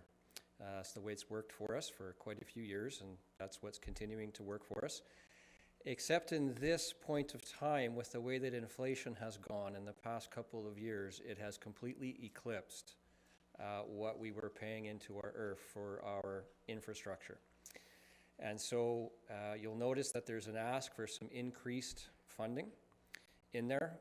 We're also going to make a switch with this one, as long as council approves, to go into what's called hyper-converged infrastructure. So if you will, imagine just a rack with a whole bunch of equipment in it and a whole bunch of pieces of equipment making up our current data center, which is what we have downstairs, cramming those various pieces into smaller equipment, smaller nodes, that as need goes on, you would just buy another node, bring it in. If there's another purpose, GIS upgrades, as was mentioned in the document, more processing power, you just buy another node, bring it in, and so on. Much more scalability for us to work with this equipment as opposed to what we've currently got downstairs. Additionally, what we've currently got downstairs, we've run into a little bit of problems with our current storage needs eclipsing what we have. And so we're starting to feel the effects of that as far as the infrastructure of the city goes. It's affected us with some outages that were unplanned, which then unfortunately affects some of the services that we provide to the public as well, as was identified in the document. I'm happy to answer any other questions you may have. Thank you. Are there any questions? Councillor Mealy. That's okay. Just for clarification, just because I'm sitting here with Councillor Dame here, but when you refer IRF, that's still the Equipment Replacement Reserve Fund? That's correct. So, and then it's still the same 14 years ago. So you're still putting a certain amount of money in to have that replaced in 5 years' time, and what you're saying at this point is that that amount of money that you put in for those 5 years just isn't enough? That's correct, Madam Mayor. Yes. So in this case, we would actually be having to increase our IRF payments moving forward as well in an operational budget, which you'll see reflected coming up in the budget presentations. Thanks. And I think the important note there is that it's not just necessarily it wasn't enough based on, the cost to replace what we had, but rather the need has grown for this servers, not servers, whatever it is. We leave that to you, Jeff. But the need has grown, and our needs as a municipality have changed in a very changing world. So that contribution didn't end up being enough, and will adjust going forward. Okay. Councillor Patola. I'm just excited about being able to tell people we have hyper-converged infrastructure. HCI for short. Councillor Solda. Jeff, does that give you more space downstairs? Because you are so limited. I don't even know how you guys move around in your areas. Yes. Yeah, downstairs, yeah. Yeah, actually, it does, Madam Mayor. It does give us more space. Things are being made smaller all the Smaller, time. mhm. Yeah, so what we're looking for with this solution, the award of this solution in the scale of computing from Myra Systems will actually take about 10 pieces of equipment, roughly that big without having actual measurements, and condense it down into a much smaller space. Nice. Just because it's gotten that much smaller over the years. Okay, super. Thank you. Thank you. Okay, Councillor Patola, would you like to read these motions? Thank you, Madam Mayor. I move that council direct staff to allocate $154,646.30 to the City of Port Alberni 2023-2027 Financial Plan Bylaw number 5075-2023/2023 Capital Plan Server Replacement Fund with monies from general revenue. Thank you. Moved by Councillor Patola, seconded by Councillor Solda. Seeing no more comments on the motion, all in favor? Carried. Thank you. You want to move on to the next one? And I also move, Madam Mayor, that council award RFP 019-22 for the purchase of hyper-converged infrastructure equipment in the amount of $324,646.30 to Myra Systems Corporation. Thank you. Seconded by Councillor Solda. Not seeing any comments on the motion. All in favor? Carried. Thank you. Thank you, Jeff. Thank you. Okay, on to question period. This is an opportunity for members of the public to address council with questions. Would anyone like to ask a question today? Joseph, come on forward. Thank you, Mayor and Council. A couple questions. I brought this up last year, and I'm just going to bring it up again regarding snow removal on sidewalks, and especially Johnson, Gertrude, 3rd, 10th, probably an area where there's a commercial mixed with residential, mixed with city-owned lands. And I brought it up last year, and I haven't heard any more thoughts on it. And so the couple things I just want to mention on the snow removal on 10th, the elementary school is one of them. Yeah, snow's not removed there, and you would think that would be on Johnson. It stays unplowed, little parts of it are. Gyro Park, which is city-owned land, and then businesses, and then of course residential. And now I know city bylaws requires businesses to remove, and city-owned land, I believe, is supposed to be. Residential is not. It's up to the discretion of the homeowner and hopefully a neighbor who will help out and remove some snow. 10th Avenue is or Johnson's a real mixture because it has residential, commercial, it has city-owned lands and that sort of thing. Can it be included in the budget to have snow removed on those areas? There's a lot of people in Port Alberni that depend on being able to walk. They're in walkers, scooters, whatever, there's children. All kinds of things. It is a very diverse community that depends on being able to get around without a car, bus, transit. Even getting around with transit is difficult, getting off and on the bus on those areas because it's not looked after. Gyro's terrible, Gyro Park. The snow gets actually plowed from highways onto the sidewalk up against the fence, and it's literally impassable. I get out and walk on Johnson, and so do others. We actually walk facing the traffic, in the traffic. So that's a couple things. Now I know, so it's something that is of concern, and I thought a good opportunity to probably bring it up again and asking, and I know some of the businesses I've talked to say they're unaware of it. I don't know if that's true or not. And others that say they won't do anything about it even if the city tries to enforce it. And that's been a response from owners that says if they try to, go ahead, I'll challenge them on that one. And so unwilling, even though. So for the information of those that may not know about it, I know it is it possible the bylaws goes out and it does some enforcing without having to request it? This particular business, I can phone in and request it. But is it something that bylaws can go out and do, pass out the information to the businesses saying it is actually your responsibility to have snow removed? And I know it states on there if it's not removed within a certain period of time, bylaws or city can go out, have staff remove the snow and then charge back to the owner. So that's something they need to maybe be aware of. But and because it is, as I say, such a residential and all the rest of it, can it be something that can be included? Snow's not new to Port Alberni. We've had snow for a long time, for many, many, many years. And can it be something that can be included, especially on roads like that, where there is residential, commercial, city-owned lands, where it is included in the city budget? So it's just, so those are the two questions. Can bylaws perhaps go out, and can it be something considered for snow removal budget for the budget of Port Alberni? Thank you very much, Joseph. I'm going to go to Councillor Mealy first, and then I've got a couple thoughts, and then maybe the CAO. Thank you, Madam Mayor. First of all, and please do not take any offense to this, I didn't catch your name. Joseph. Mayor said it. Yeah, correct. Yeah. Okay, sorry, Joseph, sorry. I apologize for that. And I mean, education's always huge. And I mean, that's one of those things, so you bring that up. And rather than have staff going around and talking, maybe a notice in their utility bill before, on the third quarter, to remind them, something like that, to at least say, hey, coming forward, this is what we would like you to do. So hopefully that may be a suggestion. Thank you.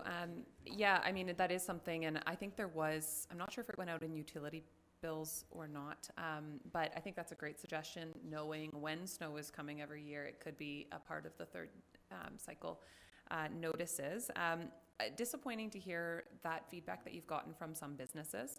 I do know that in the past we've had kind of bylaw campaigns when it's maybe a bylaw that we haven't been active in enforcing. We've started with education, and I think that is something that we could look at. You know, do we have the resources right now to start with just sending out some information newsletters to business owners to remind them of what their responsibility is? Because you're absolutely right, and I know even on a snowy day, I had to get from here 2 blocks down the road, planned to walk, and thought, ooh, I don't think I'm going to walk because I'll probably fall and hurt myself. The sidewalks were so bad.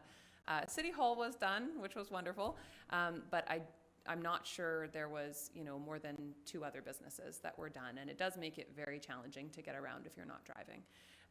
So I think that's something that we could at least ask our staff about, potential capacity to do some reminding, whether it be from communications or through bylaw. Typically when we do send out those reminders, or if we do kind of do a proactive prior to enforcement campaign, we do usually get a lot of compliance, just voluntary compliance, and certainly we'll have those holdouts, and there's other ways to manage that. In terms of can the city take it on a larger scale, I think that obviously would be a budget consideration, and also a staffing and capacity consideration, because we're often challenged by having enough people to drive plows, and obviously making that a priority, but something that we could discuss during budget. Tim, do you have any comments you want to add, or ideas around some kind of proactive communications? Sure, Madam Mayor, thank you. And you've already touched on some of our staff capacity issues. It might not be a budget issue. Like no amount of money might get us more staff unless we just staff up in a general sense, or have contractors on retainer. As far as the public notice and the activity of bylaw, I'd like us not to assume that we haven't been active in those areas, and if council wants to know how and which ways the city's communications function and bylaw services have been active and continue to be active, we can bring you a report on that. I think having a bit of information on what has been done, and maybe if there's more that could be done, would be a great starting point. Councillor Solda? Yeah, just a quick question, Madam Mayor, to the CAO. Regarding sidewalks, I know on Johnson Road, the street itself is highways, provincial responsibility, but the sidewalks are ours. Is that correct, or am I? Madam Mayor, I'm probably out of my depth here. Everything back of the curb, I believe, is the city's. Yes. Okay, so just wanted to make sure. So yes. There is, okay, thank you. Okay, just given that we don't have another meeting until January, I assume, maybe even as a starting point, just an email to council with a bit of information on, it doesn't need to be a report, but just on if there has been communication done with businesses proactively would be great.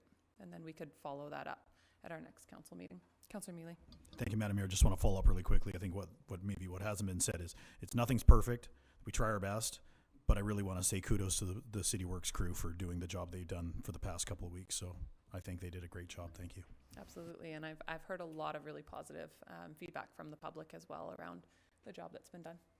Okay, Councillor Solda? Yeah, just one more thing. Why wouldn't a business clean in front of their business? You want the business. I mean, you know, like, I just have a problem with that. Yes, you pay your taxes, so does everybody else. And, you know, I send out my sons when they were younger to go and shovel snow for elderly people and that because they couldn't do it. So why wouldn't you do it? We're all in it together, you guys, you know? That's my comment. Thank you. Councillor Mealy. Yeah, thank you, Madam Mayor. Just, yeah, so like the same thing for myself. First thing I did when I got to work was do the sidewalk, knowing full well that's a responsibility. One thing I did notice talking to somebody at 7-Eleven, oh, I can't walk on the sidewalk. Well, you contract someone to come on and do your whole lot, so why aren't they doing the sidewalk? So it's just more education than anything else, but be a good neighbor, right? So that's what Port Alberni's all about. Thank you. Okay, any other questions from the public? Seeing none, would somebody like to move adjournment? Moved by Councillor Mealy, seconded by Councillor Dame. All in favor? Carried. Thank you.